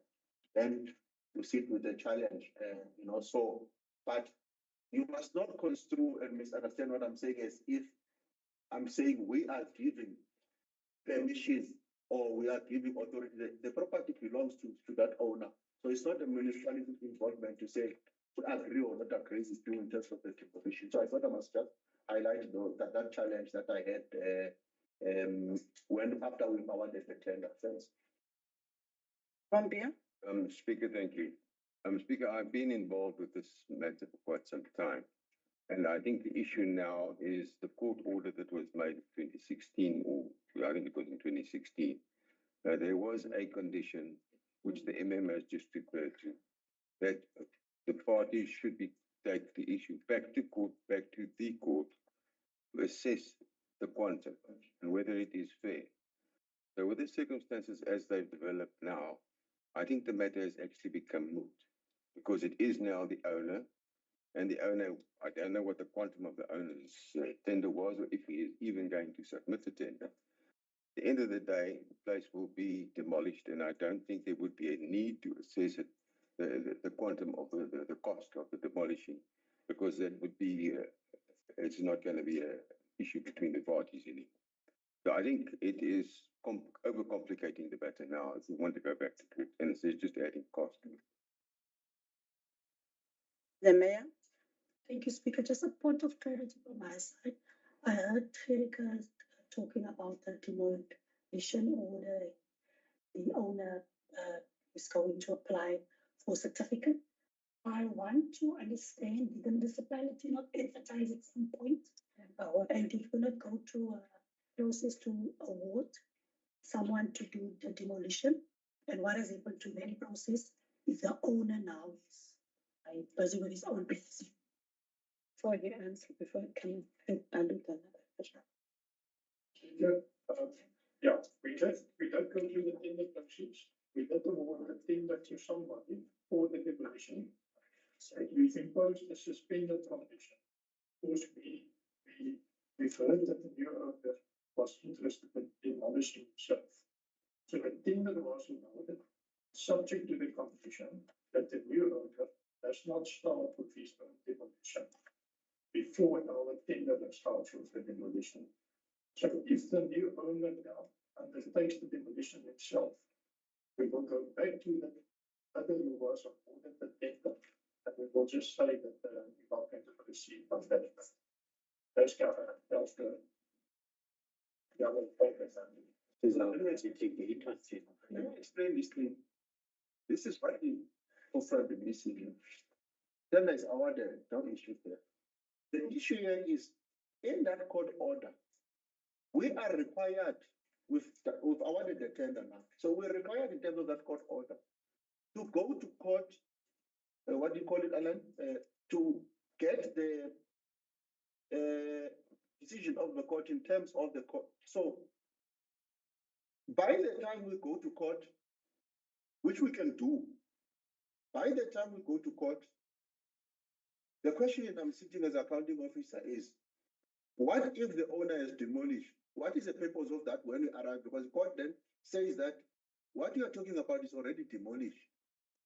So In that court order, before we demolish as a municipality, and on bill statute, we have to go to court first and get that cost, whatever that we have to get, and then proceed. Once we've got that, then it assists us. Now, if we go to court, we get that the owner has already demolished. What do we do now with those costs? Because demolition is done. I think Alan is got his hand up to add maybe on what I'm saying. So the tender is awarded. The tender is there to continue, but that tender is still subject for us to sorting this matter in court first, before we start with the demolition. I'm not sure, just maybe something that I'm missing. Alan can add and say something. Deputy Mayor? Before Ellen, most by the time this whole thing issue of this air came of that house, it was a fact that the previous owners that were there, they were willing to demolish a certain place and the other one, they don't want to demolish. Again, the condition now of demolishing, is it about to demolish the entire building as it is? Or is it up to a certain level to demolish? Because if then the house could be sold to a new person, and that person could see the usage of the other floors, let's say, how are we going to monitor that the person, the owner, is demolishing according to what was perceived as a problem in that building? Who's going to monitor the new person? Because a same person who's got an interest in this house, how do we ensure that the environmental, structural things, building structural things are monitored if it's the same person who wants to own that building? It's just a question because it's new. Speaker. Mr. Kraus? Actually, maybe I should allow Council now to add, and then I'll. No, it's giving you to answer. The Speaker, what I recall of this order was, that was an order for the demolition of the whole of the property, everything. Then the court said, and what I can recall is that if we quantify, we determine how much is it going to cost, then we've got to come back to court to ask the court to order, give us a cost order, so to speak, to say that we can recover the cost from the owner. That was the previous owner before. That was the idea. So there is no need for us, if there's a condition to the tender, that if the owner demolishes, if that was a condition, there's no need for us. The only thing that needs to happen is this, correct, Mr. Kirk said, we need to inform the successful tenderer, listen, your services are no longer required, the owner is demolishing the property. We don't need to go to court, because it's not necessary. We only go to court to recover whatever we were going to spend. For that reason why. That is the rider in the order. Madam Mayor, yes, I agree exactly with what Mr. Kraus is saying. There's just one item which comes from Councillor Kolwabi's comments, and that is from the outset, the reason why the court order and the demolition order was granted was because there are serious encroachments on various sides of that property. Hence, there is a serious interest in the total demolition of that property to overcome the areas of encroachment. Because the basis on which that court order was issued was because of encroachments and because it was done without proper plans being handed in beforehand. So there is a serious interest in demolishing this property, including the encroaching areas, before it is reconstructed. I just thought I would add that for clarity. With all the explanations for the question of motions, are you ready now? I'll rest for now, but I think I will direct my email to the executive mayor, the accounting officer, as well as the director right behind, because we really need to get to a level where that's matter, because I've covered these questions already. However, I'm not covered appropriately. However, I'm okay with the information that's shared here, because I'm avoiding us having to make the item what it's not. So I'm okay with the answers I've received thus far. However, there's gonna be a follow-up that I'll have to do with these three of them. Thank you. Then can we go back to the recommendations and get a proposal and a seconder? According to the recommendations, it must be duly noted, and I go with the recommendations. Thank you. And a seconder? I'll second that. Thank you, Ombia. Moving to the next set of. Moving to the next report. Is section 2, finance. Item 6/2/288/07/25. NABSA approved electricity tariffs for the period 1 July 2025 to 4 June 2026, page 308. Which page is it? 308 included. So it Ombia. Madam Speaker, it is an uncomfortable area as it affects all of us. It is the NABSA tariffs. I propose that we take note of it and we go with the recommendation. Councillor Mhlana? Yeah, before I jump to support a recommendation, I need to understand this thing because people are asking, are writing all over. Even myself, I'm complaining about electricity. So the increase in terms of areas where we reside, how does it work? How much has been increased and yeah, in rands and cents, and this percentage, whatever, how does this thing work? Director Felton? There's a question from Councillor Mhlana. Councillor Felton? Sorry, Madam Speaker. Yeah. Yes, just let me see if can the question be repeated? Councillor Mhlana, can you please repeat yourself? I'm asking, Director, you see when you read here, you see there is prepaid single phase 45A is charged 36 Rand, 13 cents. I'm asking for areas where we reside, where do we fall in and how much are we increasing from this July moving forward, so that we are able to explain to our people in simple terms.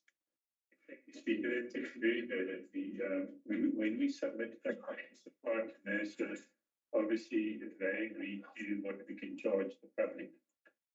We get guided by nurses' recommendations, although we give our reports in to say this is what our expenses are. So at this point in time, yes, I can give that information to President Planner. But remember, depending on what your supply is, the power supply, where it goes to, I think you've got half of industrial and some residential and some other. That's bears with me, so I cannot give that to you. I think during we speak again, we actually did a public participation. It was actually explained to the community at that point in time. But ultimately, because of ESCOM saying they're going into flat rate, I think they may be already on a flat rate. We as a municipality also going to be going on the same flat rate as ESCOM is now. I can bring the information to the next meeting or can give it to Councillor Planner. Councillor Mhlana? Yes, Speaker, maybe through the municipal money, through you, Speaker. Maybe we need to have a leaflet or whatever through communication explaining this thing. How much have we increased the tariffs for the municipality as per different areas? And as is explained to the director, that it depends on the area where you are, because the phases are different. So if we can get that, I will be very happy, so that we can also circulate it, so that people can see what is it that they are charged from and how is it, whether it's a flat rate or whatever, all those, that information. Thanks. MM? Okay. The request is noted and will be implemented latest Friday. Pompeo?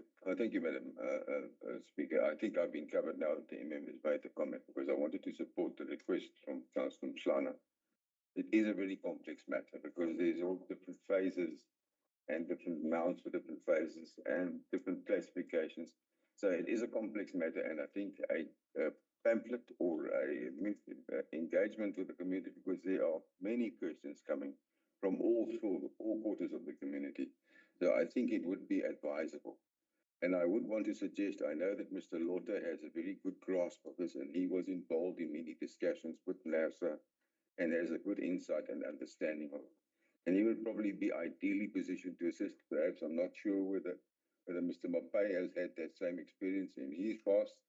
But between I would suggest collaboration perhaps between Mr. Lotter and Mr. Mapai and the engineering department in drafting such a document. That's my bit. Thank you. Madam Mayor? Yeah, I think I was partly covered by Council Mshana. But it's quite a complex thing to understand. Honestly, myself also, I try to read it and understand it. Honestly, I think this issue of having a flat rate was much simpler, to explain. But now with the different phases and usage and all sorts of things, it's very difficult to actually predetermine the usage, because it's also depending on your usage as an individual and the phase that you are on. So I would also appreciate for the experts in the room to educate us, because it was also one of the things that came up when I had the service delivery invention. Thank you, Speaker. I think it is relevant, Speaker, what I'm going to say, that our people mostly buy this electricity to these spaza shops, and they are extra charged there. I don't know whether is it legal for these spaza shops to charge our people extra on what they are buying. If they are buying with 20, let me say 100 rand, there will be extra charge on top of that 100 rand. So is it legal what those spaza shops are doing? If not, then as much as there is going to be information that is disseminated to our people, then the information must go to those spaza shops again, that if it is legal, they must stop it because they are doing it.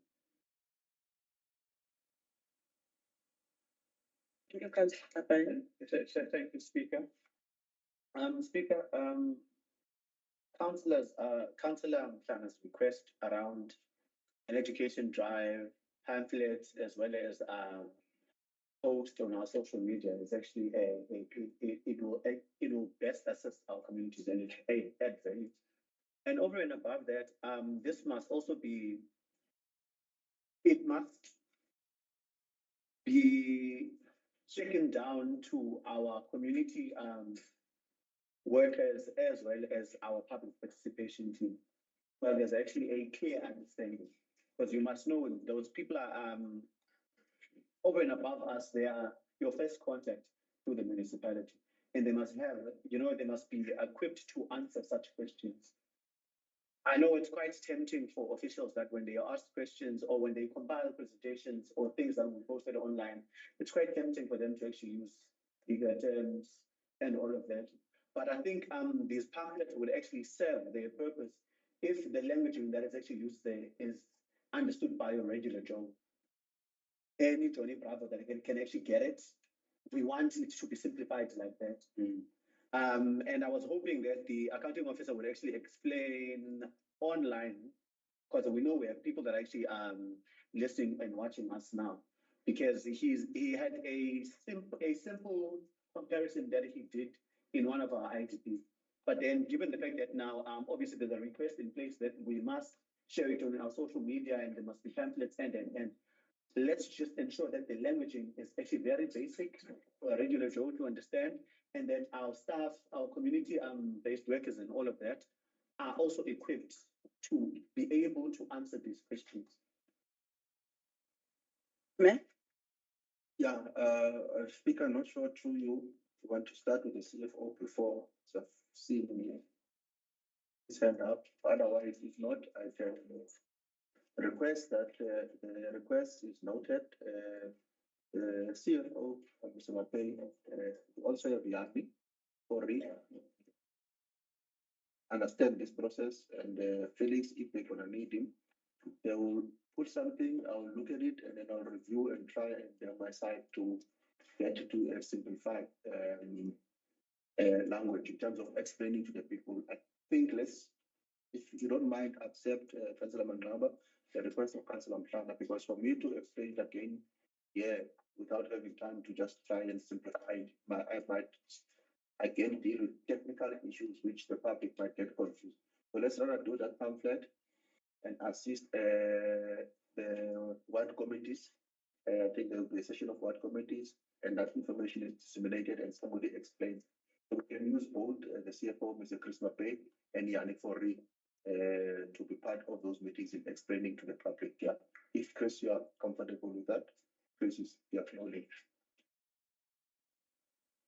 Councillor Blanche? There's an upcoming capacity building for the ward committees in August. So we'll look at that and be present. That's what I'm saying to him now. Both him and Yanni to be present in those, explain, we'll issue the pamphlet before that, but they must then be present to simplify it as well. Thank you. I don't know whether the officials will know that is it illegal or legal to sell extra electricity on an extra charge. Yeah. No. Sorry, I almost forgot about that. So 2 weeks ago, I was in Worcester and I bought prepaid electricity, not prepaid electricity, prepaid airtime. And 10 rand airtime because my daughter's phone got stolen.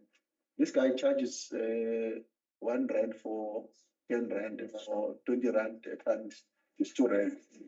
I said, no, what people's? He was very clear, take it or leave it.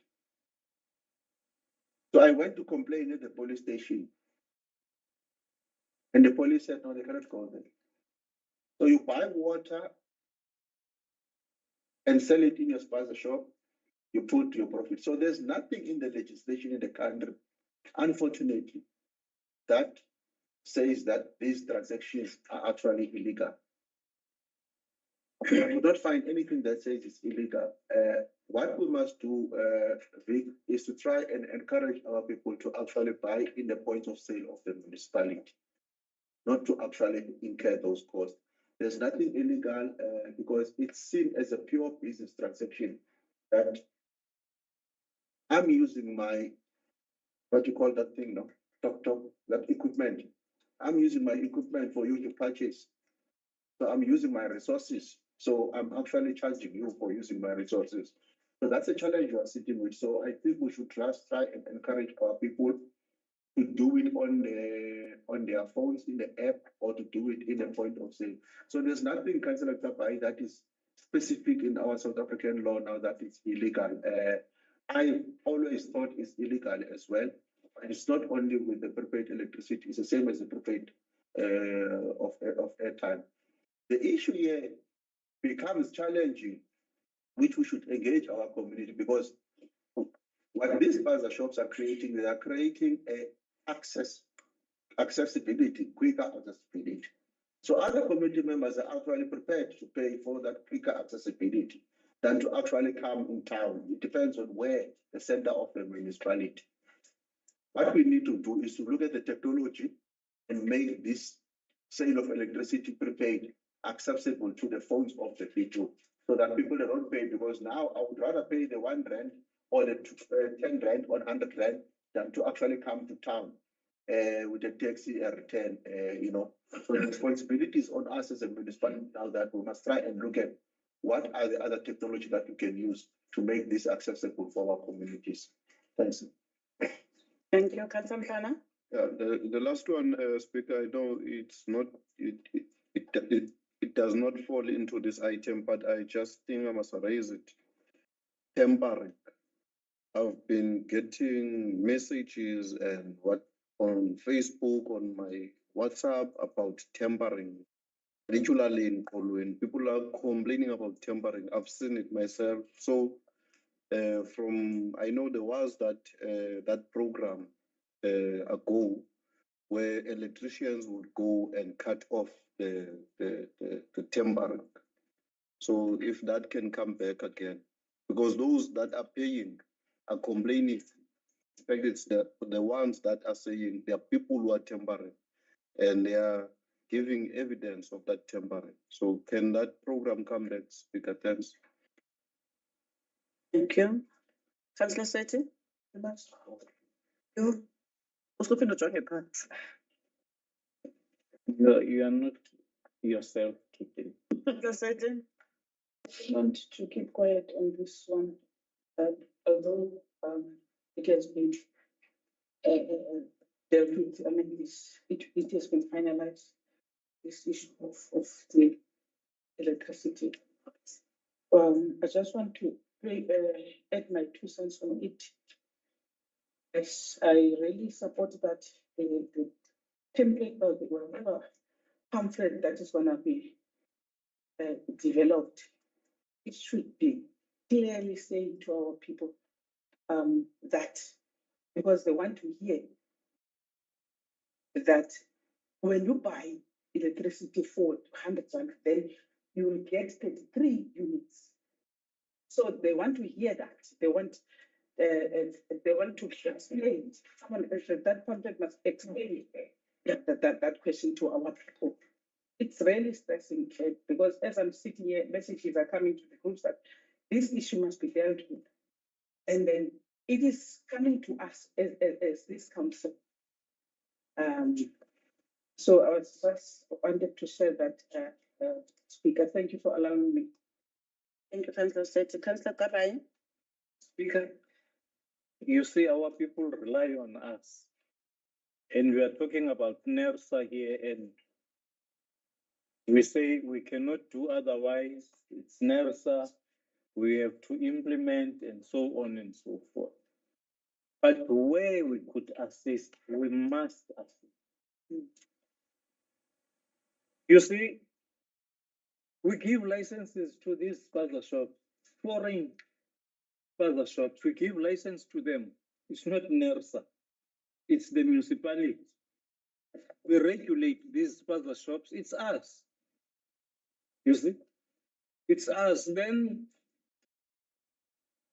when you are selling, there is something that attracts people to your shop. For example, electricity.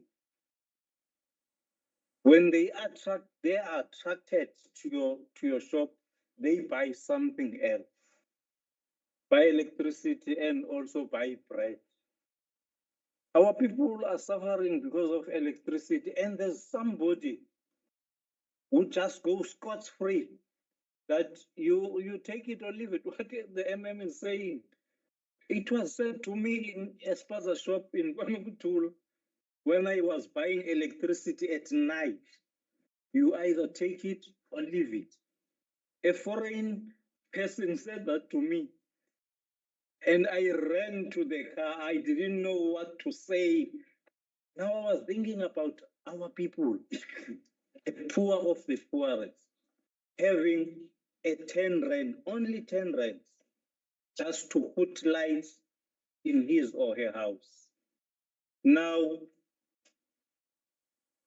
there's no legislation when these people, on top of what government or NERSA is doing, because our people are not working, they are suffering, and this electricity is very, very expensive.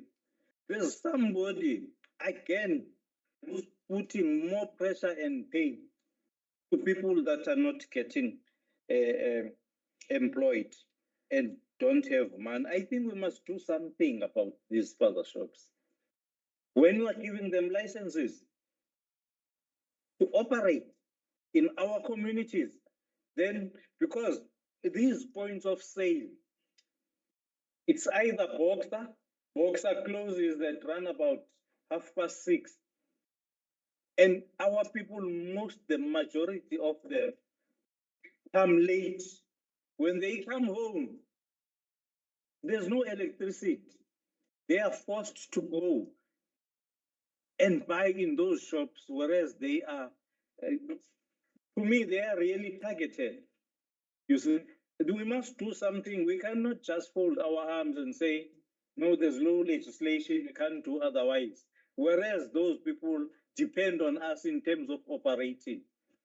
Because we give them licenses. Thank you so much. Thank you, Councillor Tabai. Councillor Manwaba, evidence. Thank you, Speaker. I think we've really exhausted the item. However, there is something we can do as council. Be it there's existing legislation or not, we have a sponsorship policy, which is actually set up by this council. Now, if then we are hoping to actually address this, then that could easily be filtered through in the policy. Then they can't have whoever's actually running a sponsorship will have a non-compete with the municipality, which is whatever services we render as a municipality. Should they decide to actually extend them to the community, they should be at the very same rate as the municipality. Yeah. It's only fair. It's a policy that is actually written by this council to regulate these sponsorships, and especially in our community. Then, if that be the case, we may as well have that line in our policy, so as to actually address the issues. Because we know that those additional rents can actually make a difference to a person, and especially in such an economy. So it is something to actually consider going into the review of the sponsorships policy, that we can't actually have that in there, that there can never be there must be a non-compete between them and the municipality, meaning whatever sort of services that they render, that we are rendering, it's just an extension at no additional cost, or they must just not compete with us. And then we ensure that electricity in our community is only sold at our offices, or people must actually access via the app. Thank you. Thank you. On that note, can I please have a proposal and a seconder? Councillor Olivier? We already proposed, but it's not. Oh, so Olivier seconded. Moving to the next report.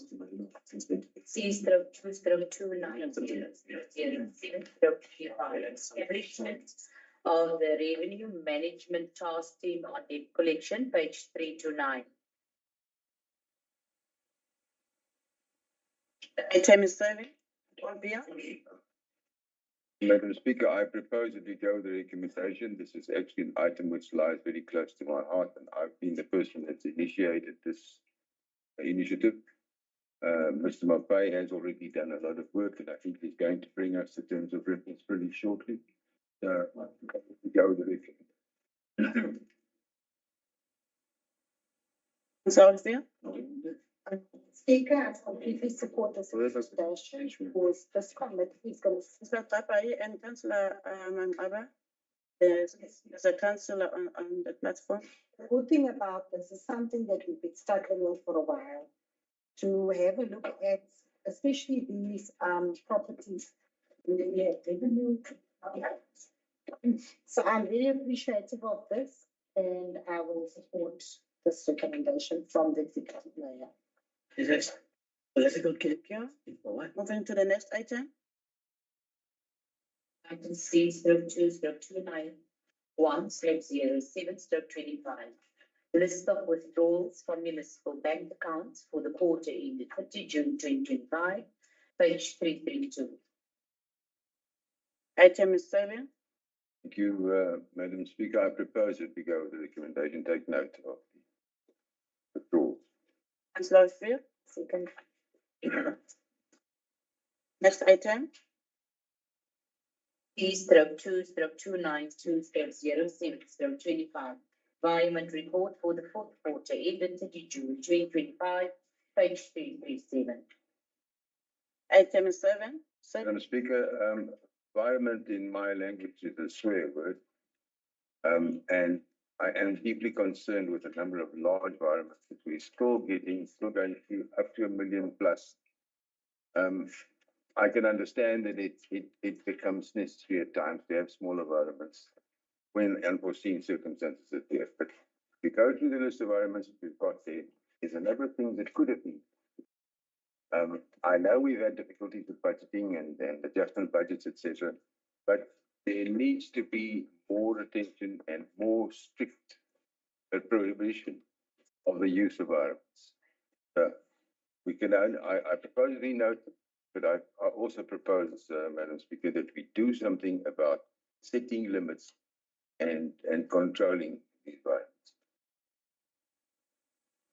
Thank you, Mpia. Councillor Mangaba. Thank you, Speaker. What page is this? Page 338.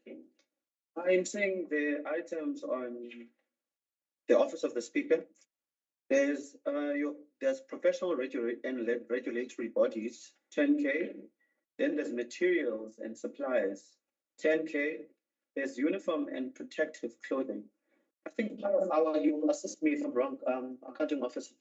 Part of our cost containment policy speaks to exactly that uniform and branded wear, it cannot be covered by our funds, as to also manage how we actually use funds. So in containing the use of the municipal funds, such is actually not permitted. So I'm trying to understand what was this and why did we have to have environment for it? And the question is to you, Speaker. Page 238. The eyes, I would need, I need to be assisted in correctly. I need to be assisted in terms of the transaction. I can't see total where I respond. Which one was reduced? Chris, can you see which one was reduced, which one was increased? I'll be able to explain. I mean, the one that was reduced was the professional and the regulatory bodies, 10 million. And then No, not 10 million, can't be 10 million. 10,000. Professional and regulation board is 10,000. And then also materials and supplies was reduced by 10,000. Uniforms and protective clothing was also reduced by 15,000. All of those, they funded food and beverages, accommodation, and standard ratings. So, I might just think, so the environment would have come to me in terms of the cost containment policy and deal with the that has been reduced. So it's actually in line because you're actually not increasing those items like uniform. So that's the bracket is actually a reduction. So you're not increasing those items actually. So when it comes to me, we look at that and it's recommended by budget and CFO to say, okay, what is the item that you're trying to increase? Is it in line with what the cost containment policy is saying? I think there was a provision for catering and for events and what committees things that needed to be done in the Speaker's office, which was not sufficiently budgeted because it was still under the political office bearer. So that was the reason that they needed to provide for that money. So we're actually reducing the other one, So the effect is on both items which are recognized as cost containment items, because even the catering, it is part of that. So the effect is actually on the minus and the plus on items. So it does not really increase in terms of the cost containment policy. Yeah, thanks.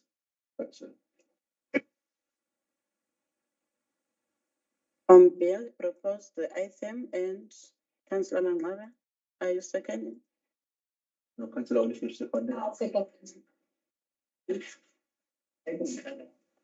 Moving to the next item. 3/2/294/07/25. Cost containing report for the quarter ending 30 June 2025, page 342. Item is 7. Madam Speaker, I propose that we go with the recommendation, take note of the item. Thank you, Mpio. And the second, Councillor Fear. second. Next report. P/2/295/07/25 report on inventory counts at the municipal two stores, Q4 between brackets 1 April 2025 to 30 June 2025, close bracket, annual stock count, page 345. Item 7 on bill. Madam Speaker, I was pleasantly surprised. I anticipated a lot more shortages and problems in the stores. I've suggested we note the report. Thank you. Seconded. Thank you, Councillor Ngaba.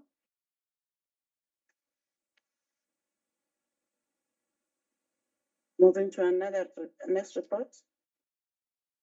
Item C/2/296/07/25, report on the implementation of the supply chain management policy for the fourth quarter, 1 April to 30 June 2025, page 482. Item 7 on bill. Madam Speaker, I propose to go with the recommendation. At 6:00. Second speaker. Next item. P/2/297/07/25, payment certificate, project specific appointment, ECE 2023/85/ENG, water professional engineering services for a multi-year period ending June 2026. Father Dam and Nature's Valley water treatment works upgrade, page 527. Item 7, Madam Mayor. Thank you. This one is another one in terms of the regular expenditure. We have added the recommendation in my code, which is recommendation number 3.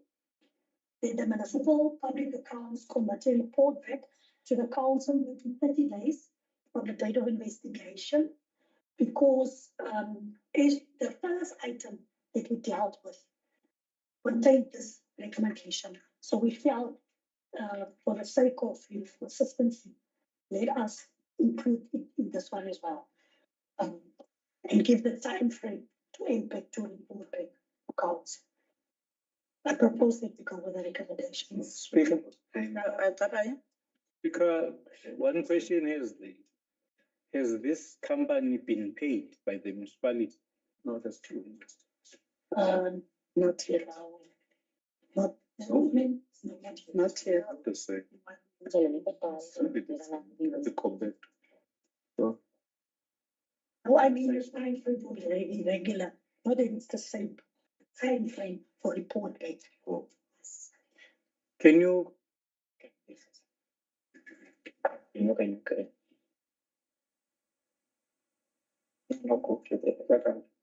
Yeah. I think, Speaker, the item that I'm in now is the payment certificate, project specific appointment, SAM, blah, blah, blah, water professional engineering, multi-year period ending June 26, Redrift Dam and Nature's Valley. Now, go to recommendations. It's the Zutari company. Now, the question is that have they been paid?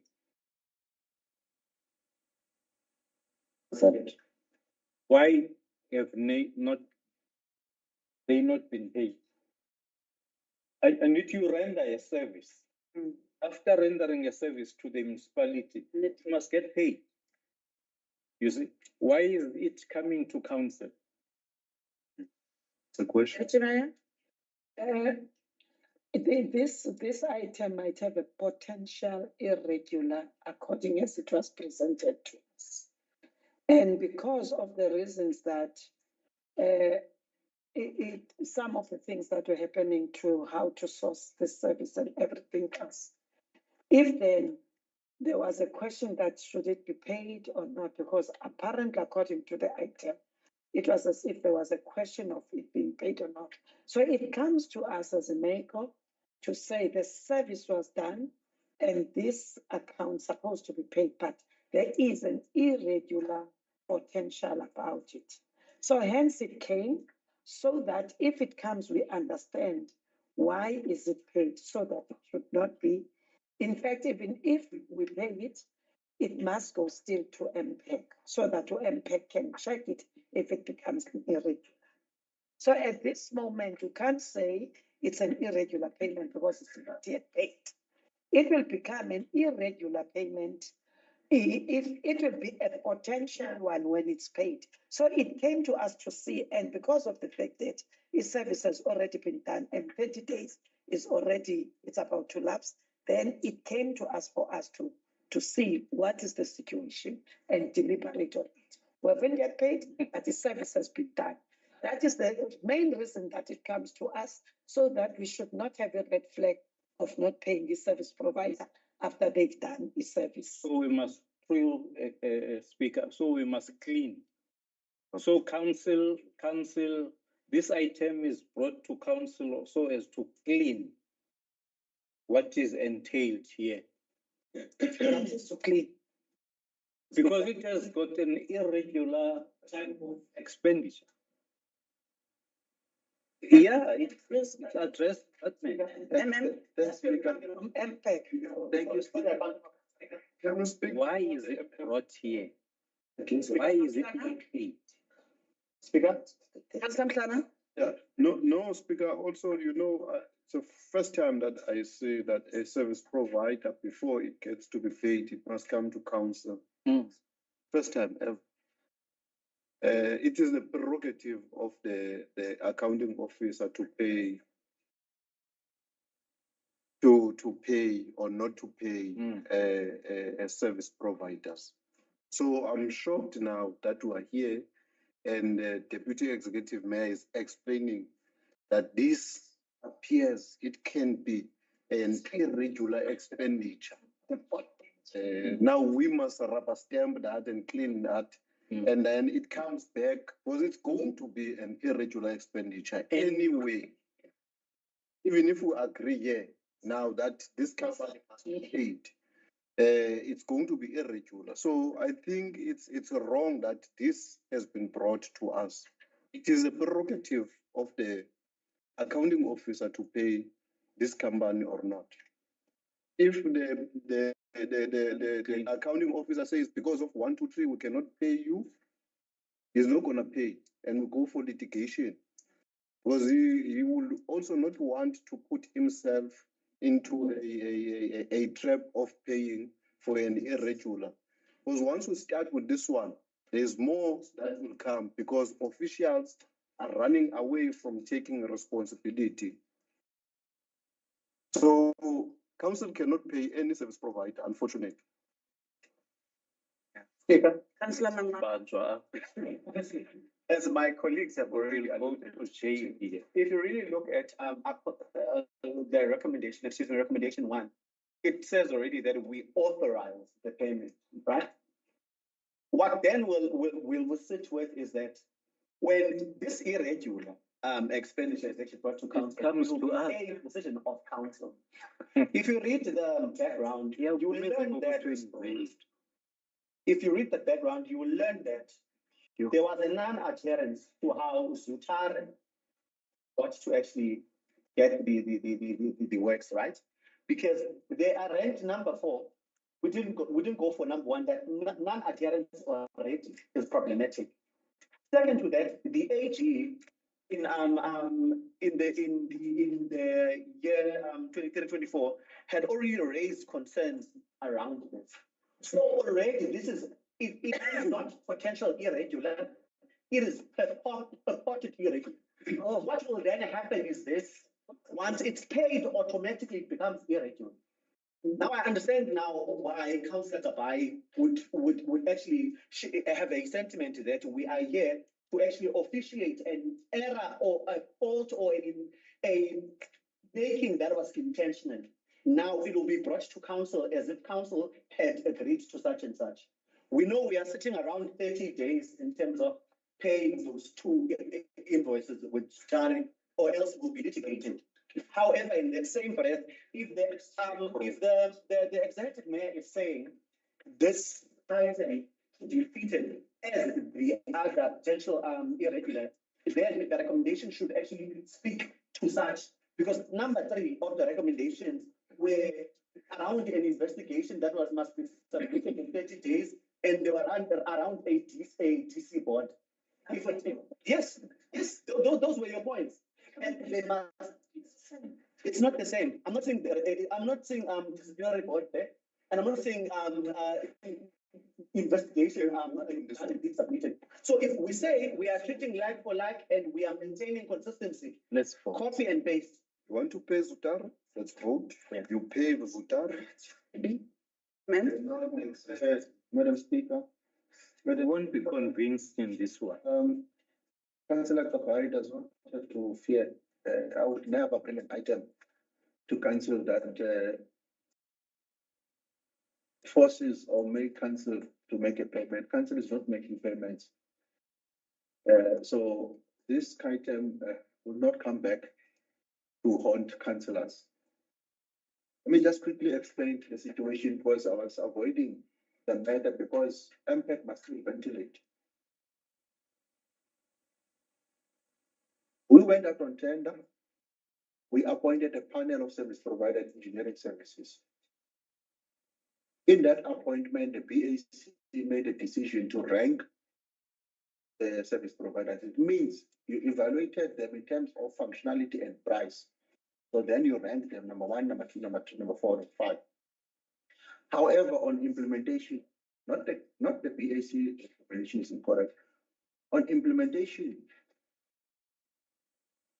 Zutar gets appointed for specific work to do on the basis of a motivation from engineering that the natural continuity, they've done their study and previous studies and everything. And then there's a different view from SCM to say that, no, you cannot go to number 4. You've got number 1 and 2 and 3. Go to number 4. Because it's a ranking, and the AG raised the issue of how we implement the ranking. Now, unfortunately, in that tender, the criteria was not detailed in terms of how you're going to implement the ranking. So ordinarily, then the CFO, Mr. Mbappe, look at it and say, suppose you have stopped at functionality and say everyone qualifies. Then when there is work, you ask them to give the price, but now you've evaluated the price, so you have to go to the ranking. So Zutari was then appointed, this is very important, by asking those that are in the panel already in that ranking to submit quotations. So they submitted quotations, and Zutari was the only one that submitted the quotations. So in that process, then there was still a difference of opinion between SCM and engineering. The matter was brought to my attention and the attention of the CFO. We've looked at it. We then looked at the fact that Zutari has done the work on the appointment of this quotation now. And Zutari has to be paid because they were instructed to do the work, they've done the work. So I'm informing council about Zutari and the work that they've done, and the fact that I'll be paying that invoice to the CFO. Ordinarily, Councillor Mhlana, things have changed. We cannot look at things in isolation. Ordinarily, I would have said to the CFO, sign, and the engineering sign, you know. But we must understand the situation that we're in, that I have to bring this to council, because what Councillor Kapa is fearing is exactly what I'm fearing. But where I'm sitting, at this point in time, it's not for me to say that this is not going to be irregular expenditure. And I would caution that we leave that to MPEC to determine. Where I'm sitting, I am convinced that when the Auditor General comes, I will put a good argument to say that there's a difference of view in my team about this matter. I am the accounting officer. I am of the view that this should be treated this way. So I am trying to balance the fact that the Auditor General already from the SCM manager want to say that you're not implementing the ranking for ranking. So I'm trying to protect the municipality in terms of that, but MPEC will make a determination in terms of the matter. We need to pay Zutare now. I have to be paid. Now, there's one part which the Councillor Kolat was speaking about, which immediately you raise your hand and made you uncomfortable. Whether we pay Zutare, the fact of the matter is that what you call it, the municipality, remember, is on accrual basis. The accrual basis means work is done, services rendered. So there's commitment. So whether you have paid or not paid, we're on accrual basis, not like province where it's a cash basis. Work is done, you pay cash. So we're on accrual. So there's commitment done, and we recognize that commitment that is actually been done. So the irregular expenditure starts there if there's going to be any. It starts there. It does not start when you make the payment. You know. So the accrual basis then says that the work is actually done. So I'm informing council to be aware. Should there be difference of opinion with the AG or MPEC determines that it will be irregular expenditure, it must be dealt with in that process. But I have to pay Zutare. Zutare have done the work in terms of the VAT drift dam. The money, I must also emphasize, it's not in the, so we pay on our money, Victor, and then we claim, no, is it national? So the Department of Water Affairs, you know, that 1 million actually pay, is it them who pays Zutare? Is the budget with us? It's with us. The funding, yeah, so it's with us. So the department then is covered for kind of that, you know. Yeah. And let me just explain and stop there. Yeah.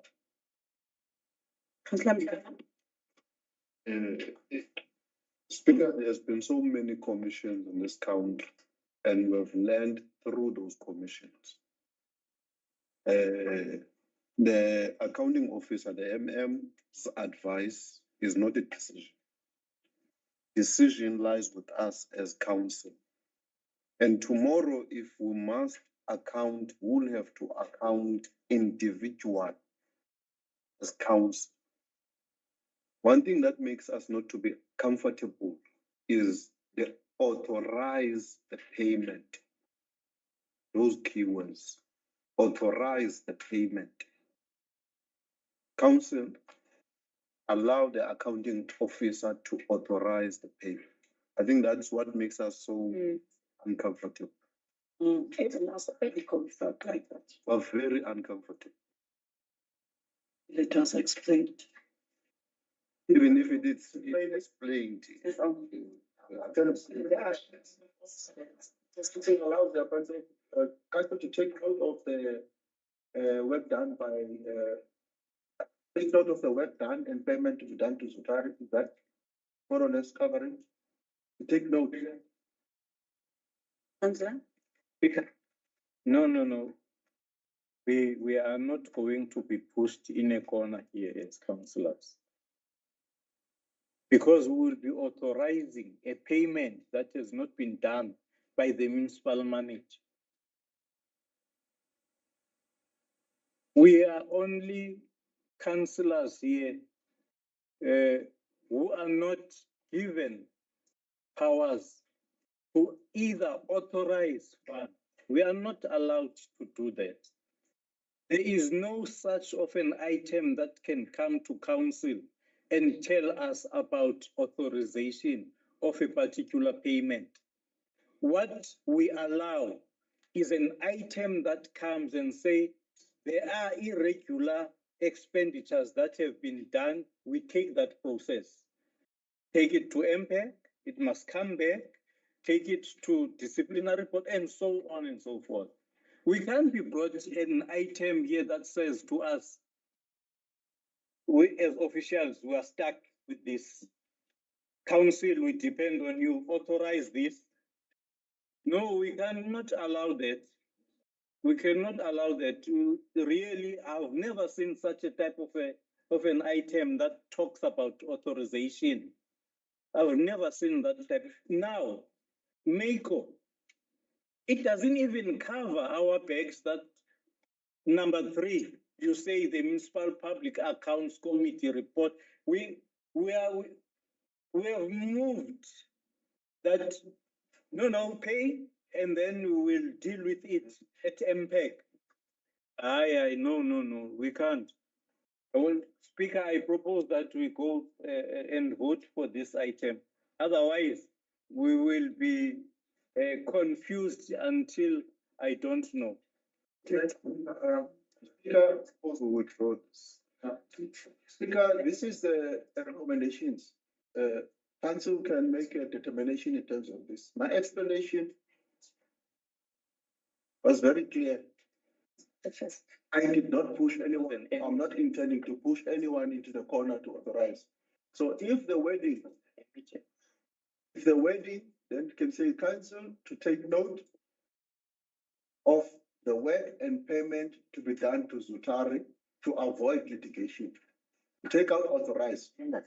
So if that satisfies the council, because council has to take note of the work done and the payment to be made. You take out authorize. I'm not going to do that. The first one. The mayor? Amen. It's the same thing. I think recommendation number 1 seems to be a challenge. It gives the impression that the council is condoning. No, it's not. Yeah. Recommendation number 2 is clear. The potential regular expenditure need to be referred to MPEG. Hence, recommendation number 3 is there to say that MPEG must report back within 30 days. So to avoid this impression of councillors now condoning the expenditure, council should be made aware of the possible litigation if we don't pay. But council must not be put in a position that it gives the impression that we are condoning the expenditure. So I would support that we amend the words of recommendation number 1. That we take note. That we take note of the work done. Of the work done. I would say that we take note of the potential regular expenditure. The litigation, I think let's talk about the litigation that will come. Yes. We don't And have for this step in the possibility of looking. Should the municipality not Speaker. I don't know if someone can assist us out to clarify. Speaker, to those recommendations, even if we can say we take note of the work done, so what? You must pay. When we accept as council that there is work that is done, you can't be short now. You must continue. You are taking note of the work done. So then therefore pay. And those 2 recommendations, 2 and 3, were preempting. That's preemption. That look after all the damage control that we have done. Take this and throw it to MPEG. No, we're not going to be doing that. Otherwise, we will be in trouble. We are going to workshops day in, day out, and we don't want to listen. We know that is a problem. The way it was done, now it's brought to us. It can be. Now, 2 and 3, it's preemption. That as council, we say, we take note of the work done. What else? You must pay. The preemption is that we will take this and deal with it at MPEG. The mistakes that were done there, they are brought to us now by officials that we put trust into them. So when you are a council, there are foolish. They know from the onset how a tender must be done. We cannot come here and correct mistakes that are done by the best. And we take note, and after that we say we're throwing it to MPEG. No, I won't be part of that. I want to propose, Speaker, that the accounting officer must use his prerogative on this matter. That will withdraw this item. Withdraw this item. It's a problem. Remove it. Speaker, Councillor Blanche? I was gonna ask, wouldn't a safe option, because we are running in debt, wouldn't a safe option be take it out, let the action happen, and then it comes back, because we have in the previous item asked us for all irregular expenditure. So then this one would also then be included, and then it comes back as an item.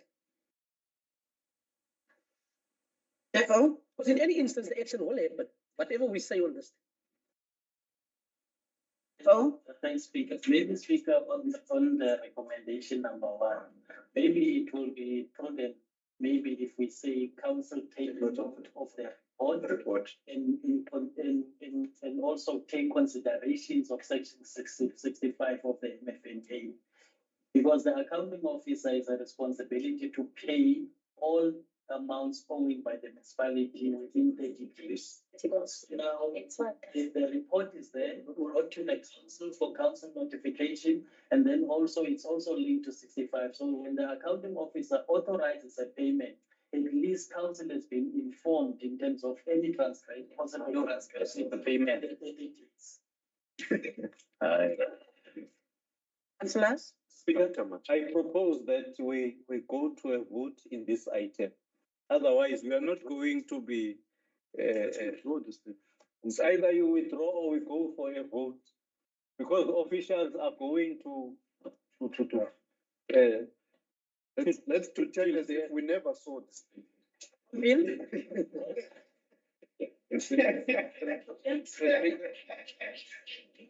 Never saw it. I don't want to comment too much on what is being proposed here now. The only thing I want to remind everybody about is that the item we are speaking about here is in relation to a strategically extremely important issue of this municipality. We are way behind in terms of budgeting processes and in terms of preparation to equip this municipality to be able to deliver water to its consumers. We have run out of capacity, and we are about to run out of capacity before these things. This Vardrup Dam is of critical importance. So I just want councillors to bear that in mind before we make this decision. Any delay, we cannot really afford. You are praying. I think Councillor Blanche asked a much relevant question. And deal with other matters now. I think what is important now is I made recommendations. Council can accept or not accept. I'm proposing on the recommendations, and the mayor, they can consider that recommendation number 1 that I put either be totally taken out, or as the CFO said, that council must take note, because there might be a potential of litigation and there's a potential of section 65. If I don't say that, in 3 months' time, I'm also doing the same protection that councillors are trying to protect themselves, or that Councillor Mhlana does not come to me and say that you can take note of section 65. I am saying take note of section 65 and the potential litigation. The decision to pay is my decision at the end of the day. But the matter needs to be reported. So you cannot, Councillor Terbrand, totally remove it, because it must be dealt with by MPEG, So there's 2 options that you are having as council. Take out recommendation number 1 totally, or amend recommendation number 1. But to make it easy for you, I would say take out recommendation number 1 totally. It's not there. Then the matter is referred to council. Then I deal with my decision. The good thing for me is that the matter was ventilated and debated here. So whatever happened in future, the matter was ventilated openly here. So take out recommendation number 1 so that we can move on the matter. The mayor? Mr. Kenda? Speaker, Mr. Kapai? I want to record we want to object in this item. Cannot vote for this. I will, as a councillor, individually, so that I'm voting against the recommendation that are on this item. I, Sanso Kabai, based on the way that this item has been crafted and has a potential of coming back and haunt us. I'm voting against this item. Thank you. Speaker, I, Samkele Alunga Dolana Manapa, copy and paste what Councillor Tobias just said, not voting for the item. Councillors, the item was proposed. Any second on bill? I just want to record the amended proposal made by Mr. Mapai. Yes. Is the correct proposal. And I support that, and I vote in favor of that proposal. Right. The item was proposed and seconded, then we are going to a vote now. We're starting, So let's start with the amendment, first to read the amendment. okay, read first the amendment that Amendment is that, council takes note of the report. We don't need to vote if it's only. Council takes note of the report and the possible mitigations, as well as section 65 of the MFMA. Please, did I say correctly? Mayor propose for the removal of higher one is one. Okay, so it's two.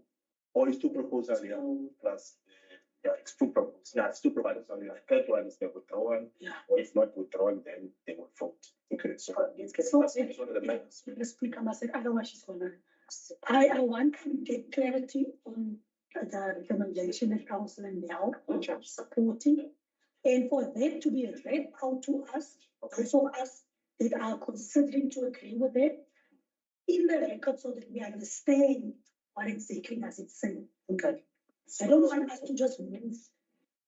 That's why I supported the recommendation number 1 completely, because if it's potentially a record expenditure, it normally is reported, it goes to impact comes back, the payments and things, it's something that will be dealt with there. Why it has happened. So that's why I support that in the first place also. But I need clarity on what exactly is the proposal of the CFO say and how are we going to craft it, because I supported the recommendation number 1 totally to be withdrawn. This must read it quickly. Directors wanted to say something. CFO, can you please repeat your recommendation? And the administration, please take note of what the CFO is saying. The recommendation that I was proposing is that council take note of their report and then also take into consideration section 65 of the Municipal Financial Management Act.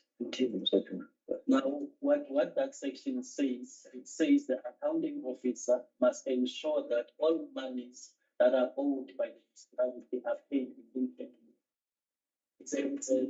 It's a regulatory framework prescript, and the accounting officer has that responsibility.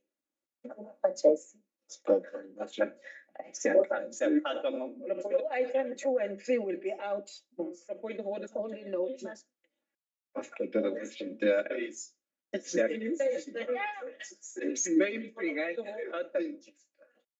thing. It's supposed to be out if we're noting. We're noting this as it has come, the report, then I think with 2 and 3 supposed not to preempt us that it would go to that. It's a noting report. So it's supposed to be one thing that says we note. We should not talk about impact. We should not talk about number 2 because we have noted this and we have been reminded by regulation number 65 of the MMFA. That's it. Yes, it's noted. Your recommendation, are you taking out 2 and 3? When you say we must note, council must take note. Madam Speaker, administration cannot go to MPEG without council because MPEG is a board, it's a board committee that has been established by council. Now, what we see, there were engagements between the administration and the national and provincial pressure on this. Now, we also seek a determination by MPEG, who's an independent body that assists council to make a determination whether such a transaction does fall within a irregular expenditure, so that MPEG can come back to council and advise council on the nature of that expenditure, whether it does constitute irregular or not. so that council can also be comfortable based on the advice then from the MP. So that's the purpose of those two additional Recommendation. You got a point of order? Councillor This question, for you to the CFO. Speaker, as a council, we must always guard against this irregular expenditure. Currently, what is going on here, we are anticipating something that we can avoid as a council by saying yes now upfront to this. We are seeing this as irregular expenditure. Yes, we say yes, but our role is to prevent irregular.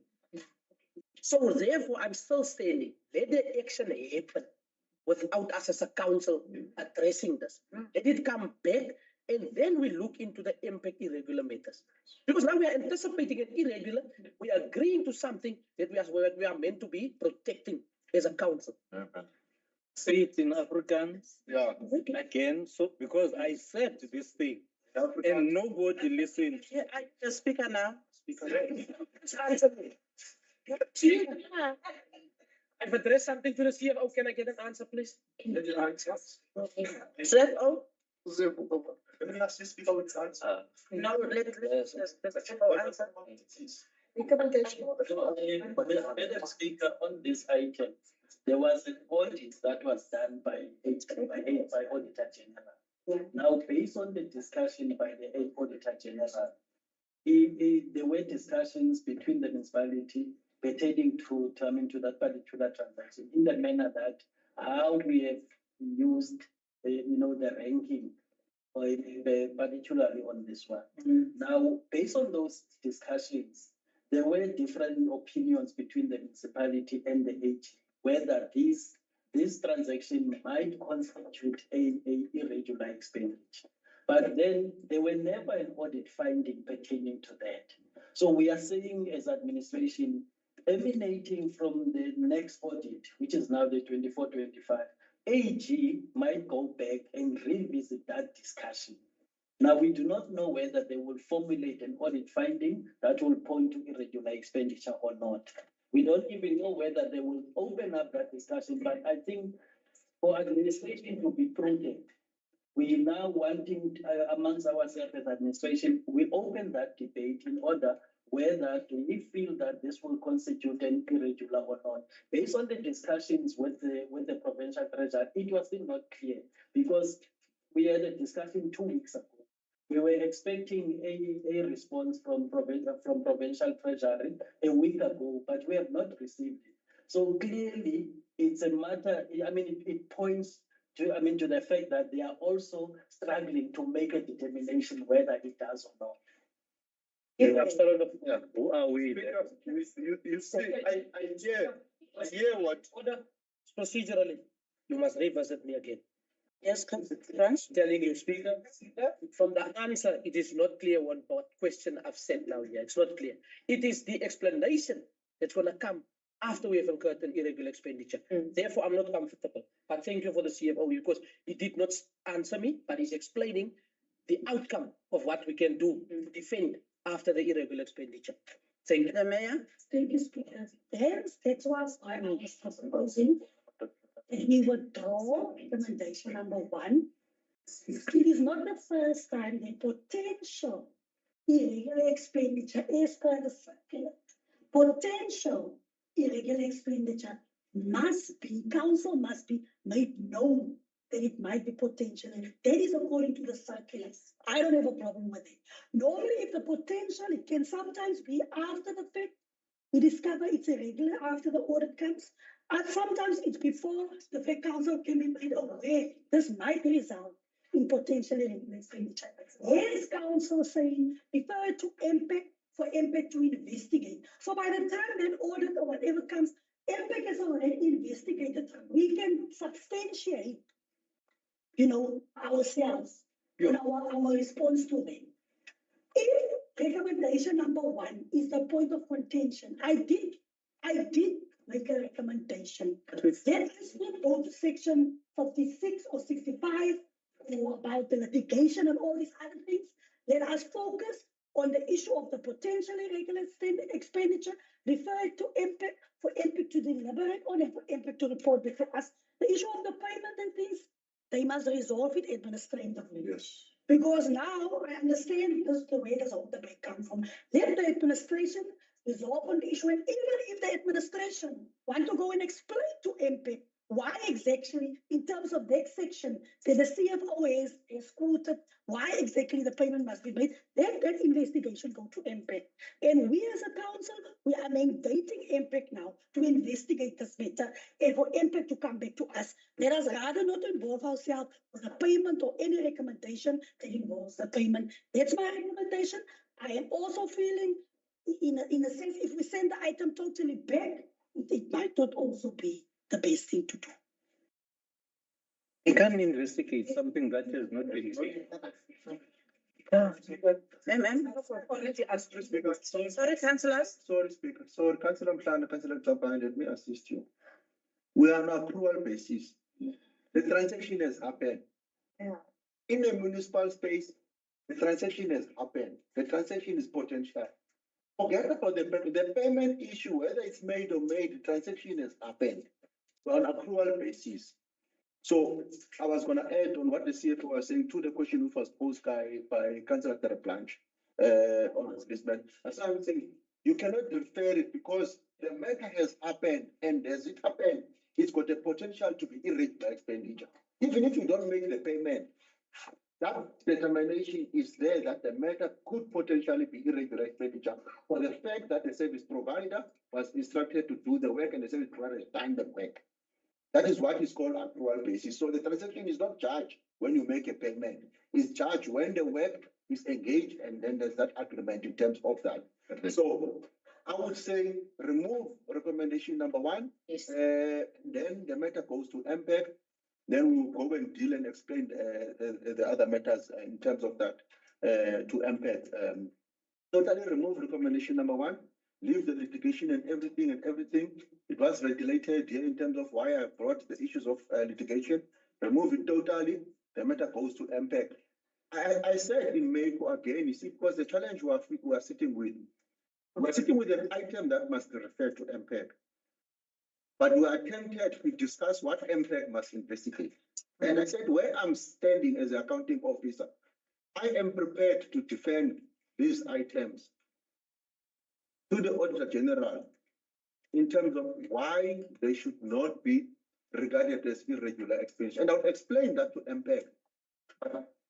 I'm tempted to, I'm trying to avoid that now because I must explain to MPEC why there's a technicality in terms of explanation of this matter, because what the mayor she's saying is that proactively, when the Auditor General comes in September, we already tell the Auditor General we investigated through MPEC this matter. This is our view. Should they differ with us, the Auditor General, we then refer the matter to the body that is doing the technical review. But we have done our homework and came to the conclusion in terms of what is it. So if MPEC does come to that, it's irregular, it will come to that. If it's not, it will come to that. So, but where I am sitting, there's explanations that would be given to MPEC in terms of this. So let's rather remove recommendation number 1 so that we can be able to move on the item. Thanks, Speaker. If that is so, why are we so much convinced? Why is it tit for tat between councillors and the officials? We get advice from officials, but now they are debating with us. You see, let all the process unfold first. We cannot rubber stamp something that they have seen. Why are they? Why have they brought it here? Even before paying, it was theirs to pay and bring it back if they see there's a potential of what you call irregular expenditure. Why must we debate with officials now? Why are they in such a manner that they want to convince us? Why they are scared of this item? Why? That boggles my mind. That I've never seen an item like this in council. You see? And the MM is hammering that we must clear our minds and accept what he's saying. Because first of all, that item scares me. Finish and clear. Because I've never seen that type of an item. And we are going back again. I said the two recommendations were preemptions from the first onset. We will be hammered by a higher bodies that this council took a decision that was not supposed to be taken. They were involved in procurement processes and paying. I'm not going to allow that. That is why I propose to the speaker that if this item is not removed altogether, then we must go for a vote. That will help us. So Kabai, it is the councillors who asked advice from officials. That is why they answered. They didn't just answer because of wanting to answer councillors. It was a direct questions to them.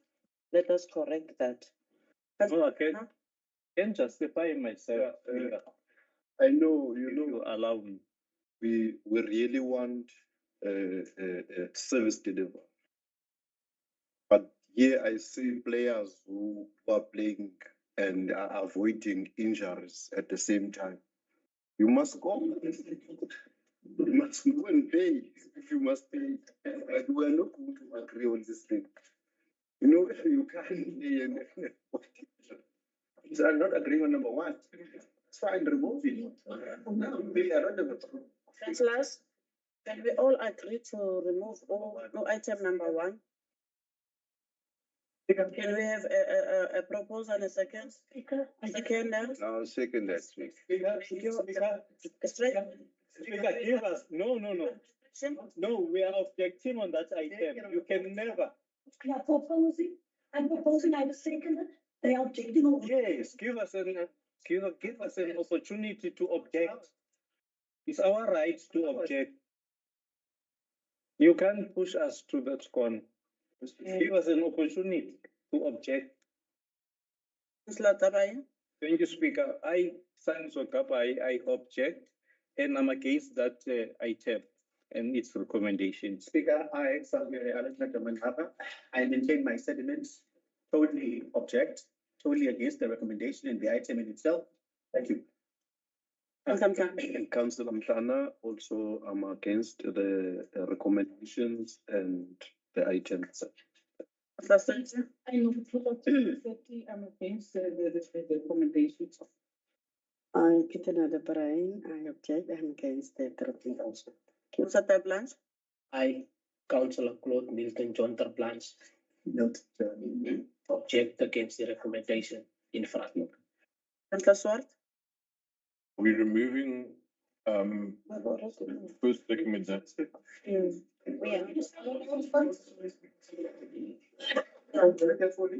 So the reply says he object on the recommendation in front of him. So I just want you to because the recommendations in front of him, yeah. Yes. That I wanted the speaker to just hear. That's in front of you. But remember now there was this one that removes one. So, you know. In front of you, yeah. Yes, it is there. Yes. I'm objecting against the recommendation. Even with amendments. Madam Mayor? Speak. No.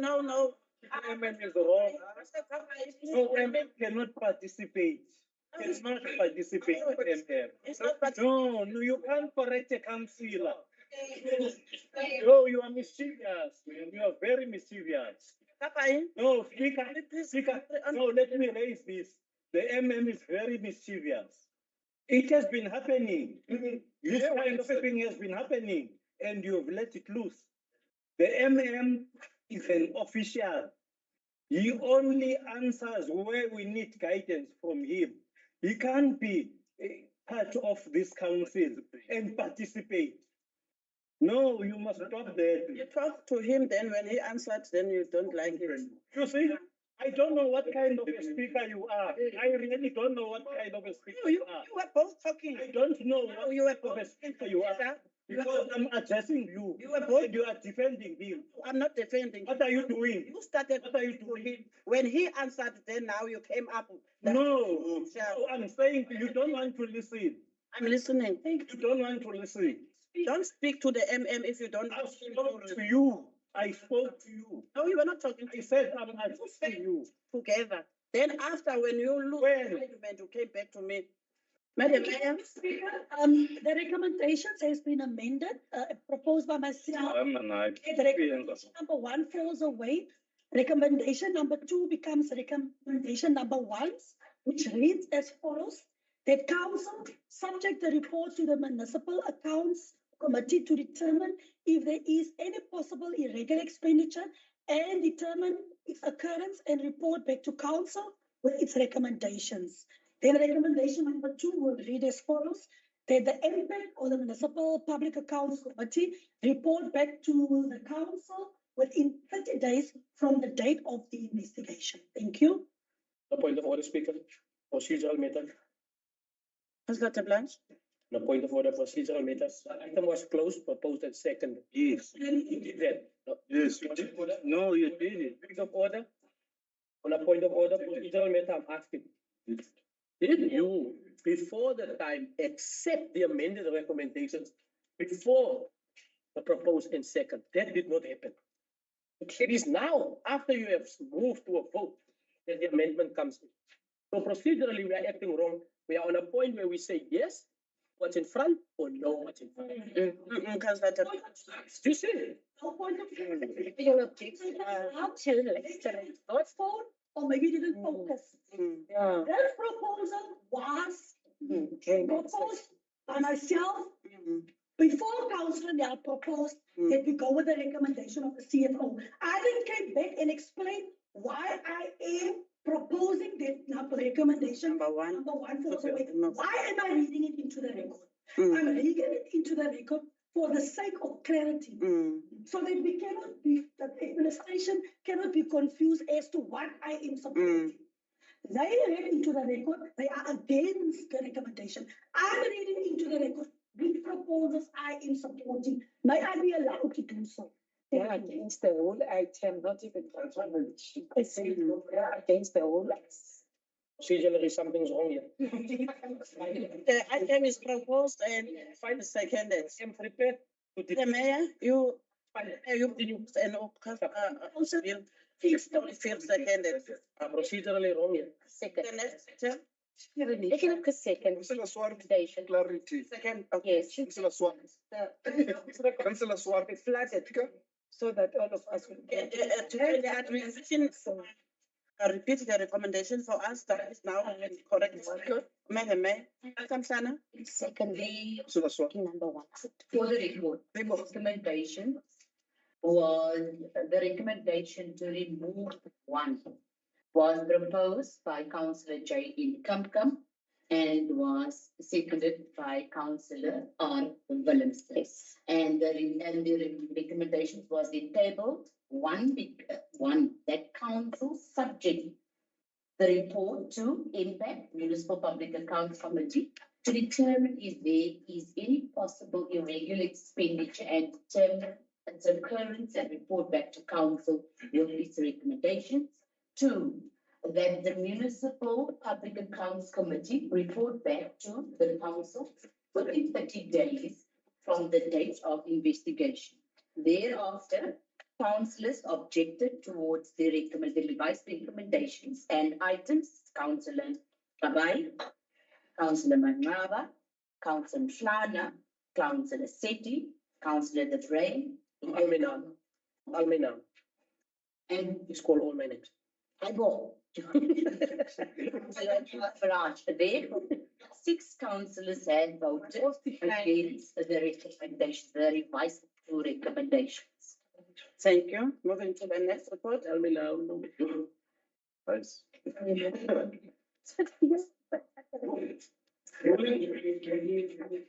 So how we shall take it?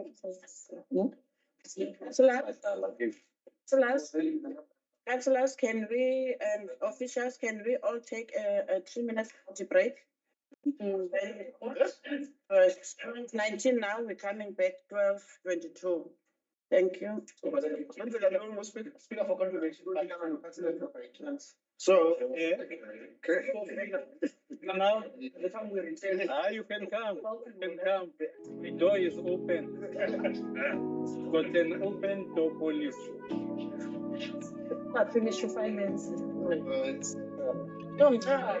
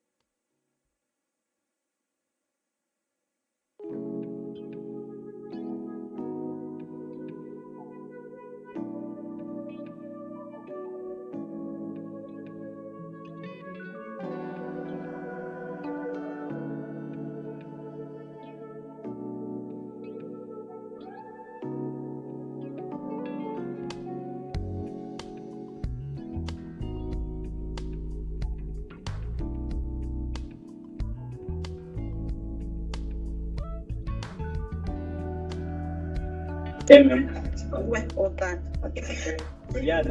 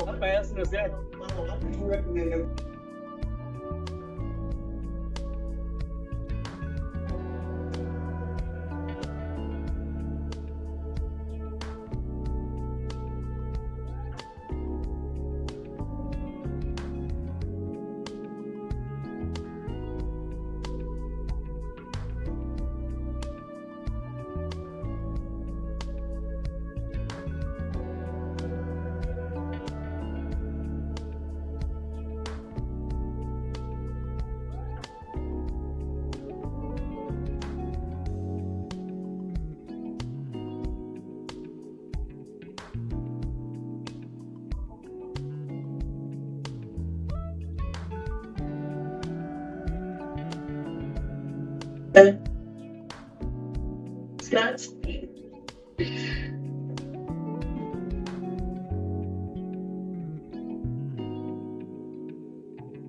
And sorry to the public for the 3 minutes break that we took. It was just for a body break. We are back now online again, starting where we left off, carrying on with our report. Can administration please take us through to the next report? Item C/2/298/07/25. Section 52G report was reported in June 2025, page 5 to 7. Item 7, Madam Mayor. Thank you, Speaker. Speaker, as previously said, this is the section 42D report, which is basically like an extension of the section 71. But it includes the performance targets and for the financial, the end of the financial year, end of June, till the end of June for the last quarter. I propose the council thing of the report. 1 p.m. Mr. Speaker, I will second that. I would just like to comment that happy to see that we are maintaining our standards above the norm as far as the liquidity ratio is concerned. And also we are still battling with our debt, outstanding debt. And I'm just hopeful that this staff team that we are establishing now will manage to do something about that.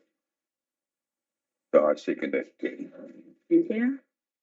The next item. Section 3, corporate services, C/3/304/06/35. Reports on the community works program, page 623. Item 7. Good. 1 p.m. I propose that we go with the recommendation. Sorry, Fear. That's green. Next item. We finalized section 3. We are dealing with the addendum 1 under section 3, corporate services. Item C/3/313/07/25. Condemnation of steps taken by the administration to formalize a strategic partnership with SASA for the use of community facilities. Page 8. Thank you, Madam Mayor. I propose we take note, and just to comment that it was a very urgently taken. Otherwise, the SASA services could have come to an end at certain places. Yeah. Councillor Fear. It would be very challenging for support. I'm very happy to see this item. I didn't understand what was going on, and I'm glad it's resolved. So I second. Next report. Section 4, community services. C/4/24/06. The designation of a waste management officer, page 649. The item is 7. Councillor Olivier. Put the recommendation. Councillor Swart. Next report. C/2/294/07/25, Library and Information Service. Assignment agreement regarding the operation of public libraries by municipalities in the Western Cape, page 651. Item 7. Councillor Olivier. Put the recommendation, Speaker. Councillor Vanessa. Second recommendation, Speaker, thank you. Thank you. Next item. Section 5, Engineering Services. C/5/221/06/25, Capital Projects Implementation Plan, open bracket, CPIP, close bracket, report for period ending May 2025, page 998. Item 7. Councillor Olivier. Support the recommendation. Second, Speaker. Councillor Swart, seconding. Next item. C/5/222/06/25, portion 9 of the Form 432 the clear estate proposal to offset development charges in lieu of road upgrade, page 1004. Item 7. Councillor Olivier. Support the recommendation. If we look at the recommendation, we are offsetting it against the sewer system and not roads. The upgrading of the dark water system and sewer services. I support that recommendation. Councillor Swart. Second, Speaker. Yeah. Next item. C/5/223/06/25, roads, transport, and stormwater capital project implementation plan report for period ending May 2025, page 1009. Item 7. Councillor Olivier. Support the recommendation. Councillor Swart. Second, Speaker.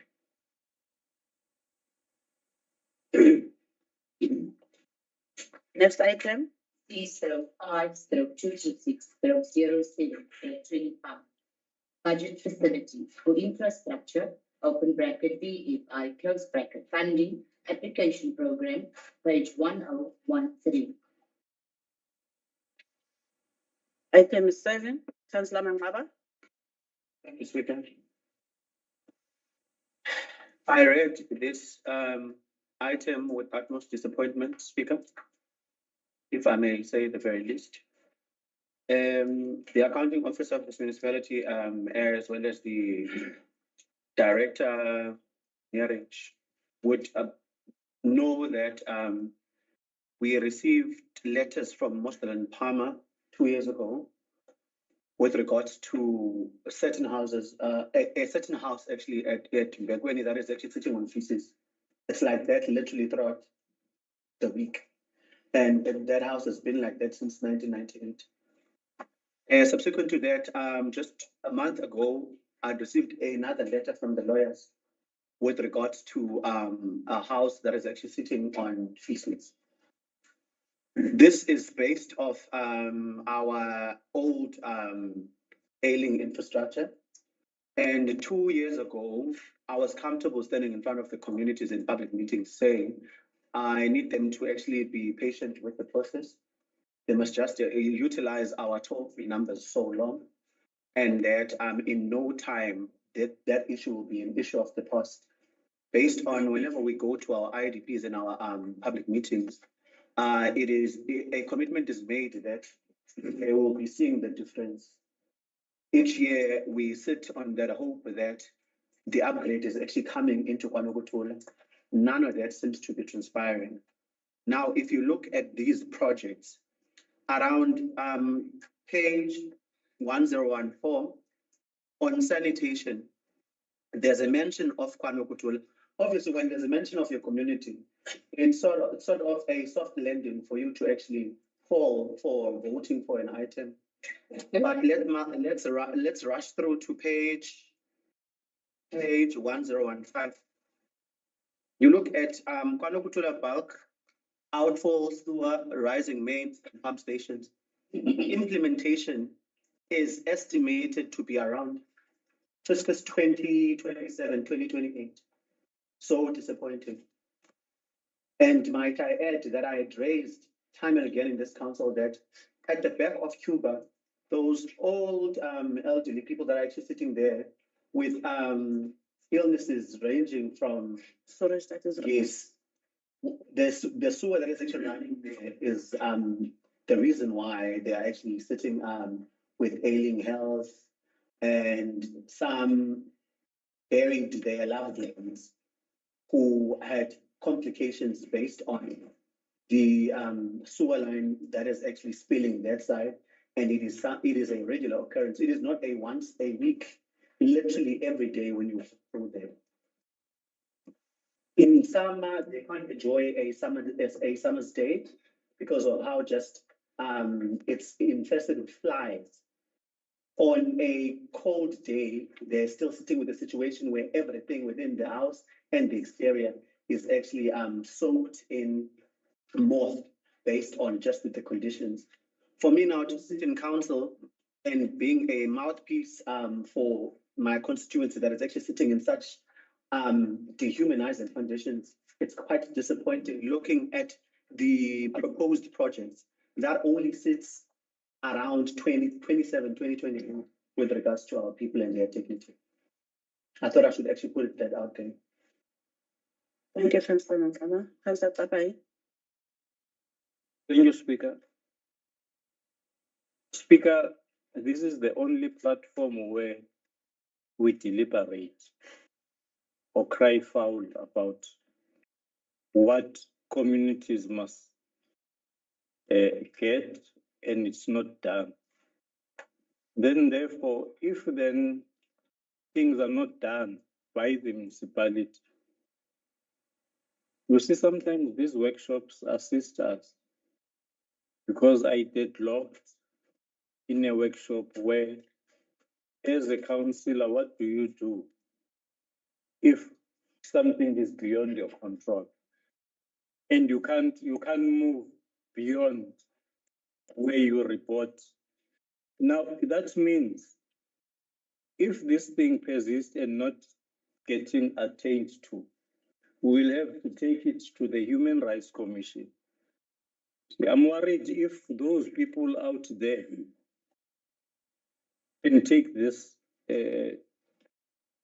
item that is not assisting them, the Human Rights Commission will be a laughing stock.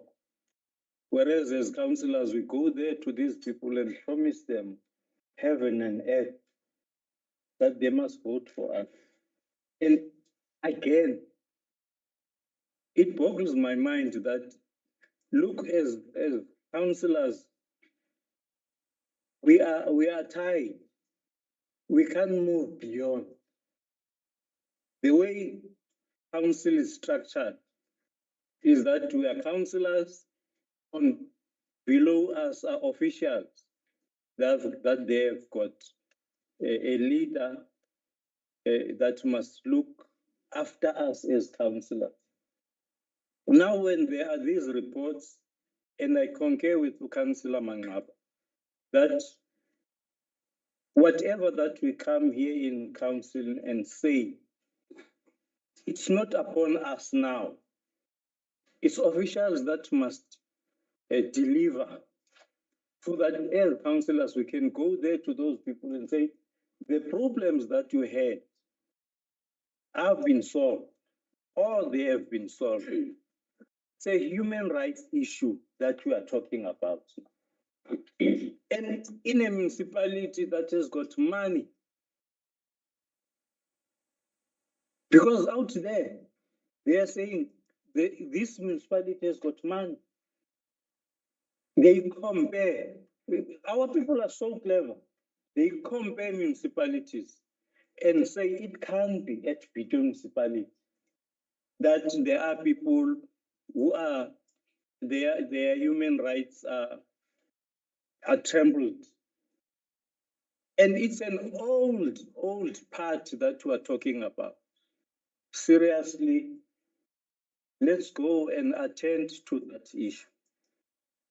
Because really somebody will take this up and will be in trouble. And we'll have to explain. I don't know how are we then going to explain, because our people have been talking about this and their representative have came to council and talk about this. There was an item that came to council and the representative, that is the councillor, supported it because he knew that immediately I support this item, then therefore things are going to happen. As we are saying, there's nothing that is going to be done in that part of that area. I think we must move with speed. Seriously. Thank you so much. Thank you, Councillor Tabane. Madam Mayor? I've listened to what the input from the councillors. And yes, it is an outstanding, long coming issue. The house has been visited. I think councillor, I think myself, I was also into the site of the house. It's there at the back. And Mr. Felton, remember there was an instruction to engineering to do designs and see into within to mitigate that situation. So that process we must follow up administratively and then acting in that whatever happens now, there's anything that can be done to relieve that issue that we can move on that. I have asked for estimate in terms of estimation in terms of what would the outcome be financially. But if we come back to this issue now, if I look at this is for us to apply for funding for all these projects together. And if I look at the Kwanakatula outfall sewer rising mine and pump stations, the estimate budget that is what we required is 120 million for us to deal with the problem holistically. So we need to support this item so that we can be able to give the administration the mandate to go and look for funding or go and apply for funding for us to actually be able to do a proper job and to address that issue holistically. So and then of course with all the other projects that is included in this item. Speaker, with that, I would propose that we take note of the BFI assistance program. I'm trying to BFI. Yes, BFI program. And we take note of the fact that all these projects will be pressed together and be submitted for funding. And hopefully it will be successful. Is that only fair? Thank you, Speaker. I think the mayor kind of took the words out of my mouth. I agree that we apply for funding because of all the challenges that we have. We must get on it and get the funding. Thank you. I support the recommendation.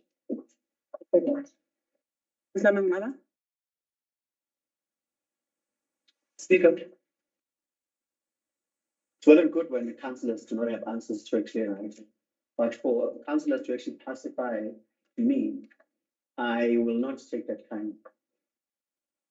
Because this is still at planning level. And the issue we're sitting with in Ward 5 and 6 dates way back. 2022, 23, and 24. We have been promised in every sort of budget that we take in the council that sewer lines will be taken care of in my community. This plan of the BFI says my community will be taken care of in 2027, 2028. I will not take that lightly. I know it's quite tempting when we sit here to sort of water down a contribution of whoever is actually is actually not in your court. But I would urge everyone in this council against that. I'm raising a concern, and it's a grave concern. You revisit budgets year in, year out. All you realize we are doing in my ward is actually replacing lights. It's only in this previous fiscus where there was 4.2 million that was actually for storm waters. Beyond that, there's not been service coming to my community except for projects. Now I am sitting here out to adopt a BFI funding application that says my community will regain its dignity in 2028.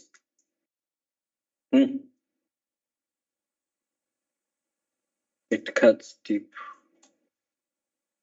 Noted, In the interpretation. noted Councillor Mangaba. Deputy Mayor, Executive Mayor, I didn't allow you to speak. Noted Councillor Mangaba, and the item was proposed and seconded. Next one. Item 605-229-007-25. Capital Projects Implementation Plan, (CPIP). Report of period ending April 2025, page 1. Item is 7.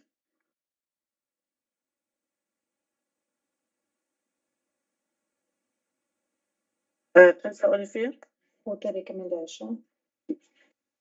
Councillor Swart. Next item. C05-230-007-25. Registration of proposed capital projects for possible grant funding applications, page 1022. Item 7. Councillor Olivier, Madam Mayor. Councillor Olivier, For the recommendation. Madam Mayor. Next item. Section 6, Planning and Development, C/6/200/06/25. Proposed land swap between the Old Apostolic Church of South Africa and Bitou Municipality, page 1026. The item is 7. Trying to understand. Executive Deputy Mayor. I propose that we go with the recommendation of the executive mayor. In this case, this church has been long coming. Its idea, it started from the place where I think it was Boxer, where they pay for their church thingy. And after that, it was transferred to another place from there, from the school again, captured the whole plan of the church, the junior secondary school. So now I'm glad that it has been resolved. Can you see Councillor Mang. Thank you, Speaker. Councillor, before we can say it's resolved, councillors, there's history to this application. This church bought a land with the municipality a while back, and that land was the land opposite, also the other side that usually has a tent for churches, and usually people on weekends have their market. And then because again, that area is actually zoned for business, the church has been moved from pillar to post. And there was a point where an option was given that perhaps should actually be reimbursed. But however, that was actually an unfair move because they bought this land a while back and they were hoping to build. And if we were ever to actually reinvest them, it would mean now they need to look for another piece of land to buy. And, you know, with the cost of living and change in just conditions, they would not afford that. I just need to confirm now. I think the Director Kharika would actually be able to assist me here.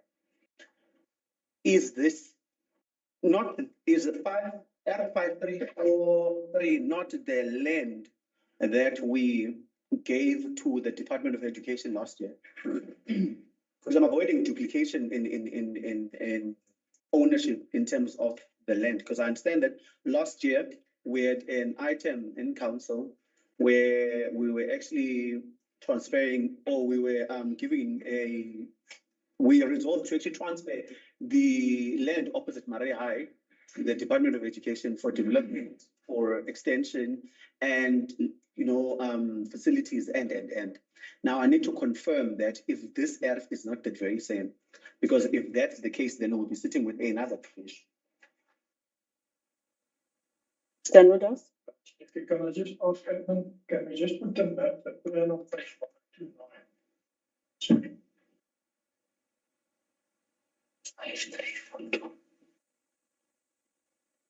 Sorry. Thank you. Also at the bottom left, you can see these two earth numbers there. Yes. One is Earth 54842. That is the big one that includes the sports field. It's kind of a U form. It is part of that land that was given to the Department of Education. 5343 is the one that we're talking about by the church. But it's only a portion of this 5343. It's not the whole 5343. But it is not the same land that we've given to the school.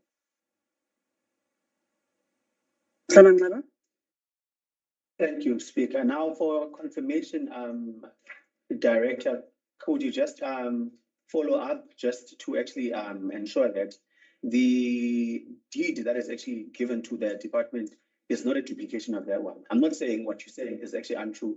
I just need confirmation in black and white so that when you're no longer an acting director in that office, we don't sit with a situation when there must be structures erected in that space.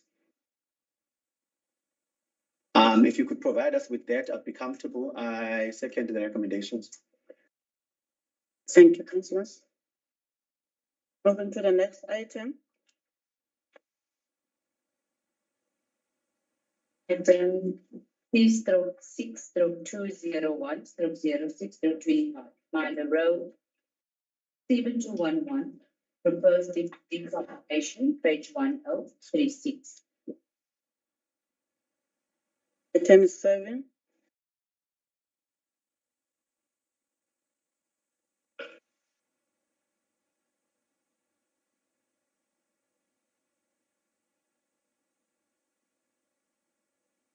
Can you please repeat the page number? 1036, Madam Speaker. 1036.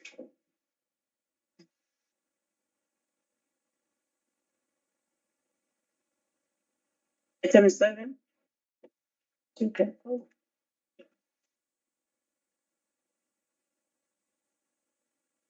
Oh. Deputy Mayor?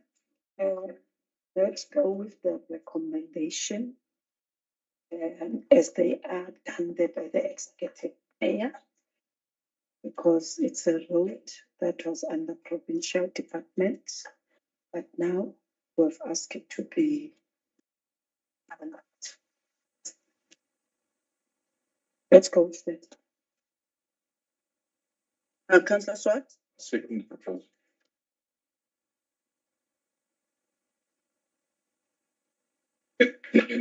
Next item. Is 6/205/06/25. Human Settlements Pipelines. Quarter 3 report for a period ending in April 2025, page 1052. Item 7.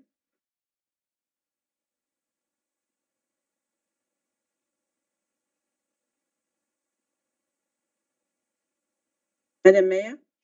Thank you, Speaker. Speaker, the only info I have is that I'm looking to current reporting. I know that the project readiness report, I'm not sure if it has already been submitted, but it was supposed to be submitted by June.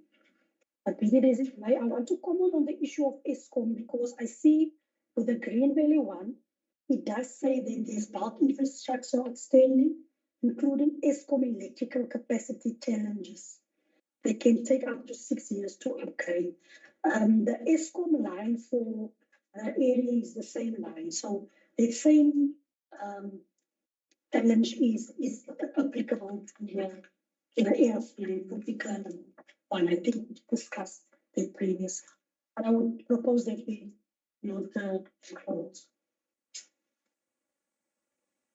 Deputy Mayor? Second. Moving to the next item.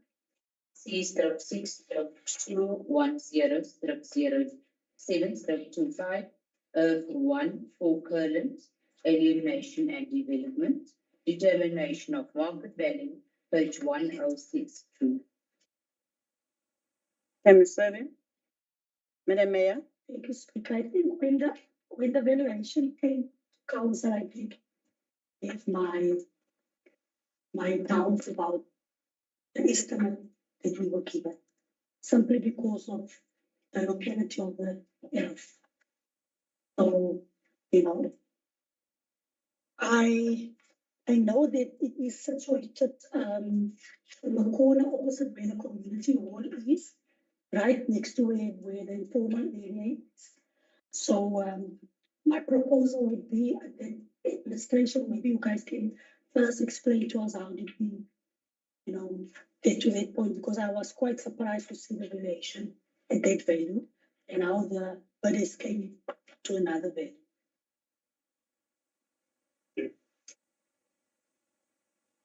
Yes, when the item served before council initially, that was 2 years plus. There was a valuation report done at the time for something like 480,000. Because it was an official evaluation, we worked with that valuation. But we had our own concerns as well, because that seemed to us very high. Maybe I can just say, valuation is not an exact science. If you appoint 3 valuers, you have to get 3 different values for the same property. So those kind of things happens as well. But if there's a valuation that seems very high, then we will have a little bit. So what we've done as part of the tender specifications is to state to everybody who submitted a tender, you have to appoint your own professional valuer, not yourself, a professional valuer to be valued upon it at the time when the tender went out. And this is where this new valuation is coming from. The valuation of the tender was something like 80,000. And the municipal valuation at the same time, the new valuation was 108,000. So it's a lot closer than the initial 400. But based on that, the BEC recommended that we go with this proposed purchase price of something like 90,000 rand. I see they accepted that on the condition that the council agrees to the new valuation. That is why we are. Okay. I propose that you come with the recommendation. Mr. Kenda?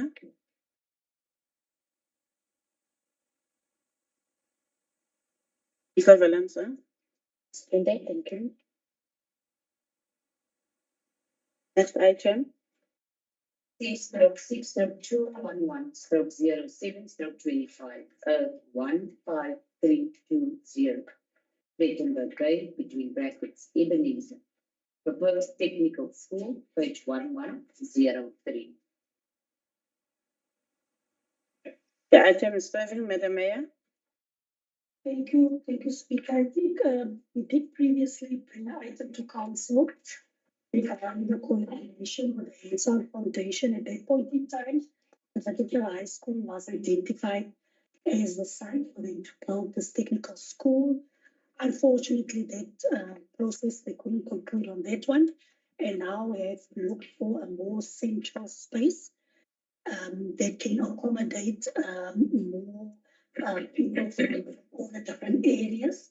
We obviously had a conversation with the Ward Council of Ward 4, Mr. Gericke, and the chairperson of the portfolio, for us to identify a site that is possibly already zoned as educational site, and then it could be used as soon as possible, so that because they are ready, they are hands on deck, they are ready to start with the project as soon as possible. So from the strategic services side, the site was identified, and it is a portion it is portion 15320 for the purposes of a technical school, and the recommendation is that council mandates authorize the municipal manager to follow the prescribed requirements to implement the project.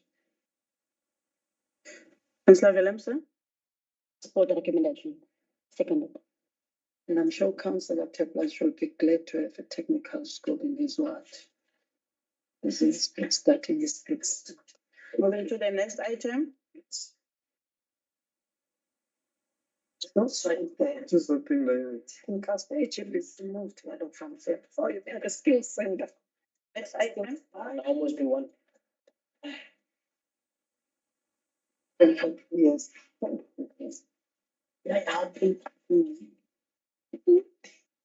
Sorry, Okay. It's called item for skills center. The last item. The last section. I was skill sentence. Yeah. So you can claim that.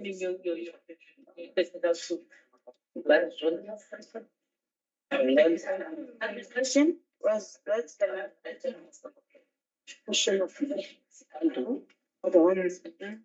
Everybody was excited. And we now go back to the agenda. We just finished now consideration of reports, which was item number 10. We are moving to item number 11, which is urgent matters submitted by the municipal manager, none received. Item number 12 is consideration of notice of motions.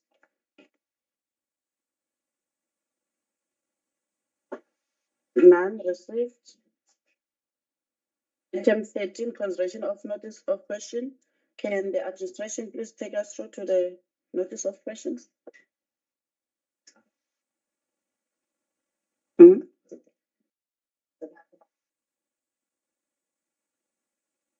This is it.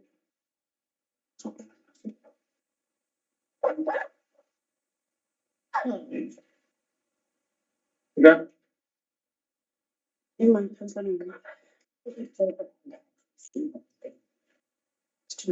are moving now to the motion of questions that was submitted by Councillor Claude Blanche. And can he please take us through the motion? Thank you very much, Speaker. I, Councillor Claude Blanche of Plettenberg Congress, hereby submit the below motion in terms of Rule 37 of the Bitou Municipalities Rules of Order for internal arrangements bylaw to be considered by the Municipal Council at the 4th Council meeting, which is today. Thank you. The motivation is that the objects of local government are set out in Section 152 of the Constitution of the Republic of South Africa. One of the most important objects of local government, and which is one of the core roles of this council, is to provide democratic and accountable government to our local municipality, to our local communities. It is further of importance for this council to ensure financial stability and promote social and economic development of our local Plet communities. In ensuring that these objectives are met, council must play a vital role in overseeing all functions of council and the administration. The purpose of this motion then is to submit the following questions in relation to deviations and expenditure in relation to the appointment of legal service providers. Question 1. How many deviations have been approved for the provision of legal services providers since September 2024? Question 2. What were the reasons and motivations for these deviations? Question 3. What was the total value of these deviations per service provider? Full details of the service providers are also requested. Question 4. At whose instance were these deviations requested? Question 5. All these deviations comply with the provisions of Regulation 36 of the Municipal Supply Chain Management Regulations. Full details are required, which include copies of any deviation memorandums. Question 6. How many of these deviations include the appointment of legal service providers based in Plettenberg Bay or the Garden Room? Question 7. Itemized invoices of all legal services providers appointed by the Bitou municipality by way of deviation of other supply chain processes is requested to be furnished at the next either special or ordinary meeting of council for interrogation and scrutiny by council. So therefore, I then move, Speaker, as Councillor Blanche. Thank you. Seconded without reservations. I mean, the answer.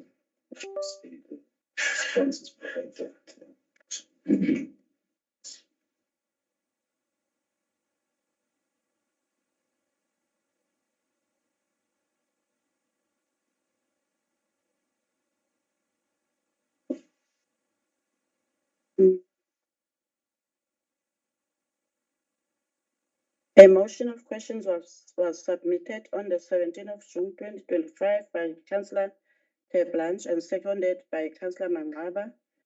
The questions pertain to all divisions that were approved since 2025. The said motion refers to a future date of September 2025. As the time period is still in the future, all the questions posed in the said motion cannot be replied to at this stage. Yeah, I indicated, you see now. Technical vote. You see, okay. You see, I said when we were there.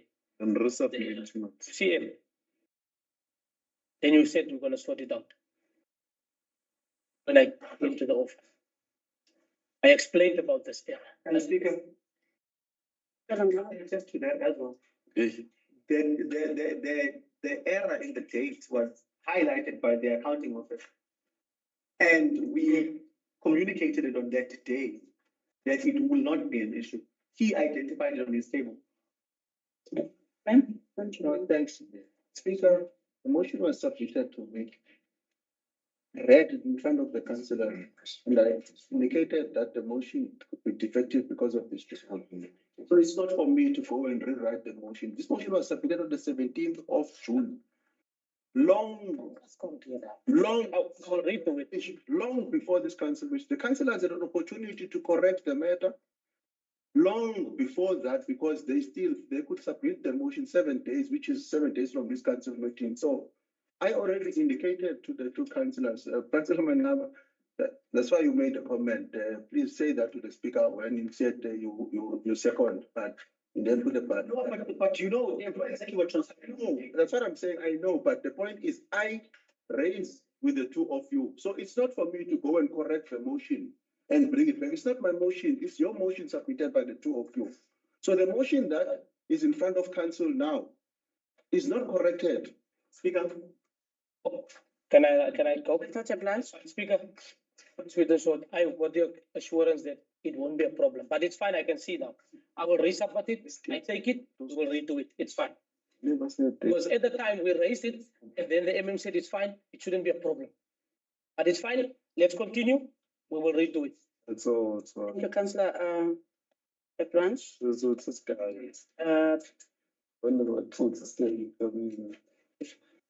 Also, we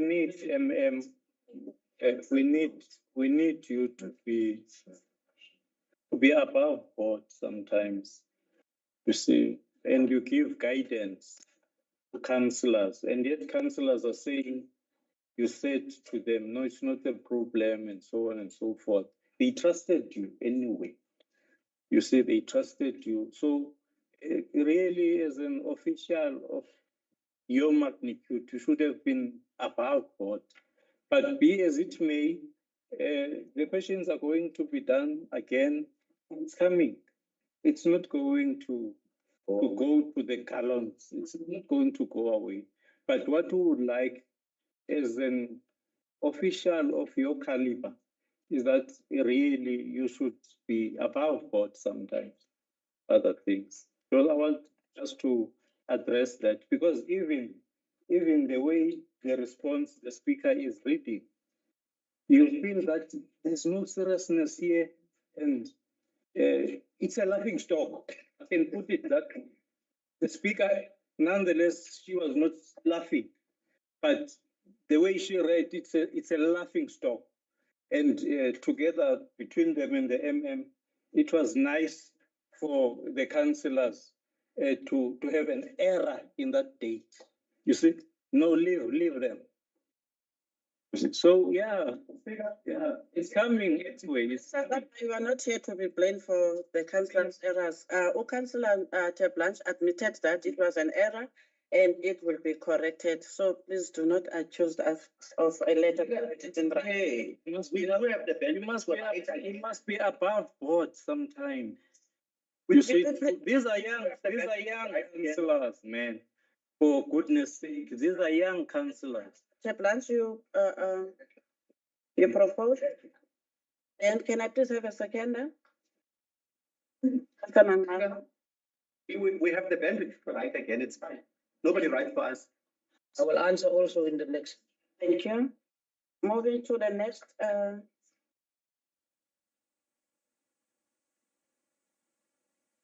I hope there's no error in this one, but it's okay. Moving to 13.11.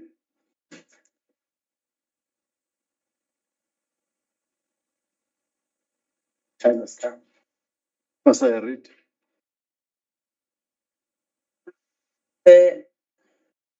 Please, Councillor Mangaba, do not read at the moment. I need to double check something. Speaker, I know you enjoy my voice. However, Councillor Mkana is going to be the one reading. Director, can you take me through this? The motion has not yet been tabled to council. So the narrator of the motion must actually table the motion. It must be seconded for it to be deliberated on. If you allow that the answers will be provided today, if we do, the council do have answers to the motions, the answers will be provided today. But if you want to postpone to a future date, the rules of order do allow for that procedure. Thank you so much. Councillor Mhlana? is that the advice for this motion? Yes. Or can I continue?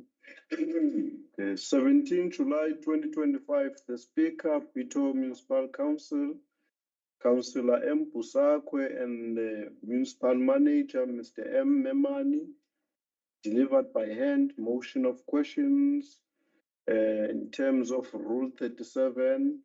I, Councillor Tembela Mhlana, hereby submit the below mentioned motion in terms of Rule 37 of the Municipalities Rules of Order, Internal Arrangements Bylaw, to be considered by the Municipal Council at the forthcoming council meeting. Motivation, Section 39 of the Municipal Systems Act 32 of 2000 mandates that a municipality must collect all money due and payable to it.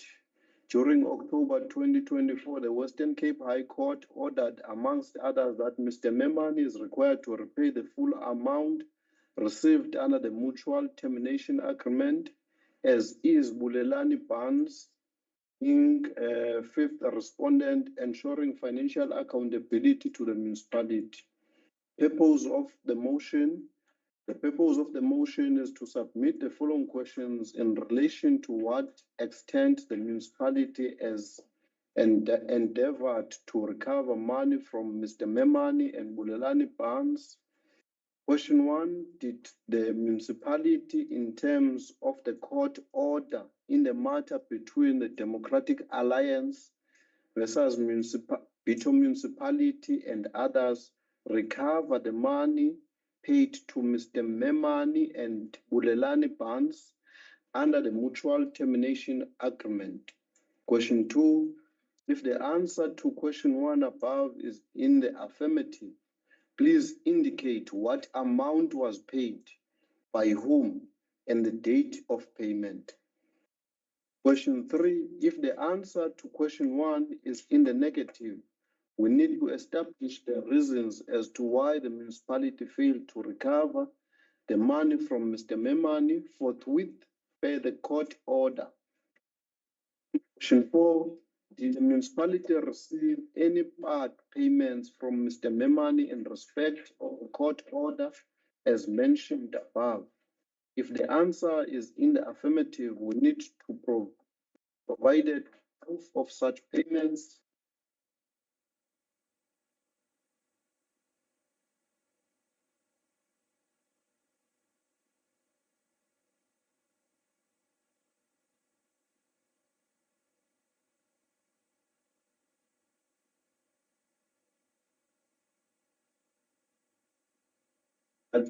Money must be recovered forthwith without delay. In brackets. That's signed 16 July 2025. But I therefore move for I therefore, without reservations, second. Thank you very much, councillors. The answers are Director.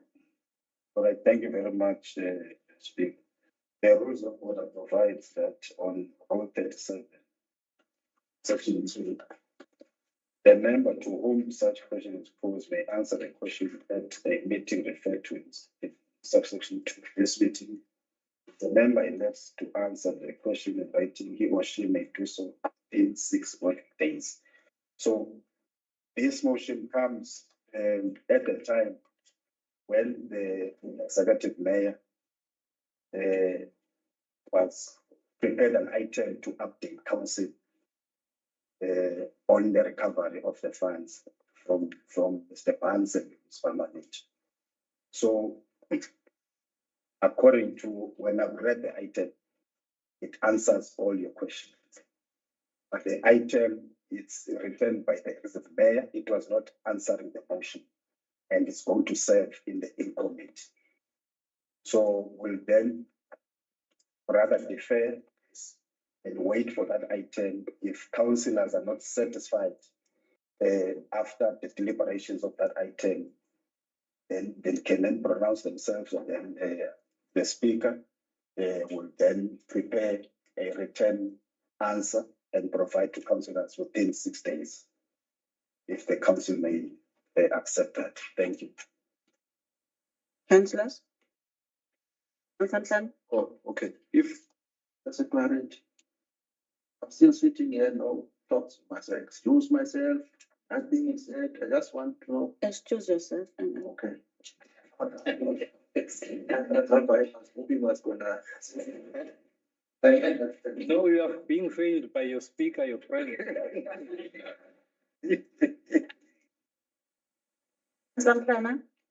Thank you, Speaker.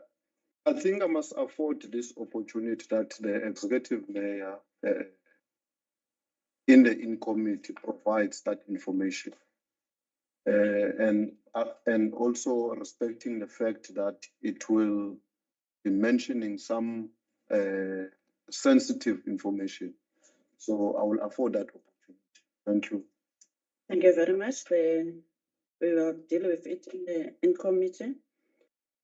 Now we are moving to item number 14, which is consideration of motions of exigency. None received. Item number 14, it is the in-committee matters. Councillors, officials present who are not part of the in-committee, can you please excuse us? We will deal now with the in-committee matters. And to all councillors, we are taking a break now of an hour. We are coming back after an hour to continue with. Yo! Thanks. An hour. An hour. Why are we in the Speaker, don't move. Speaker, just sit still. Don't move. Don't move. No. Adjourning the meeting. Not one, adjourning, taking.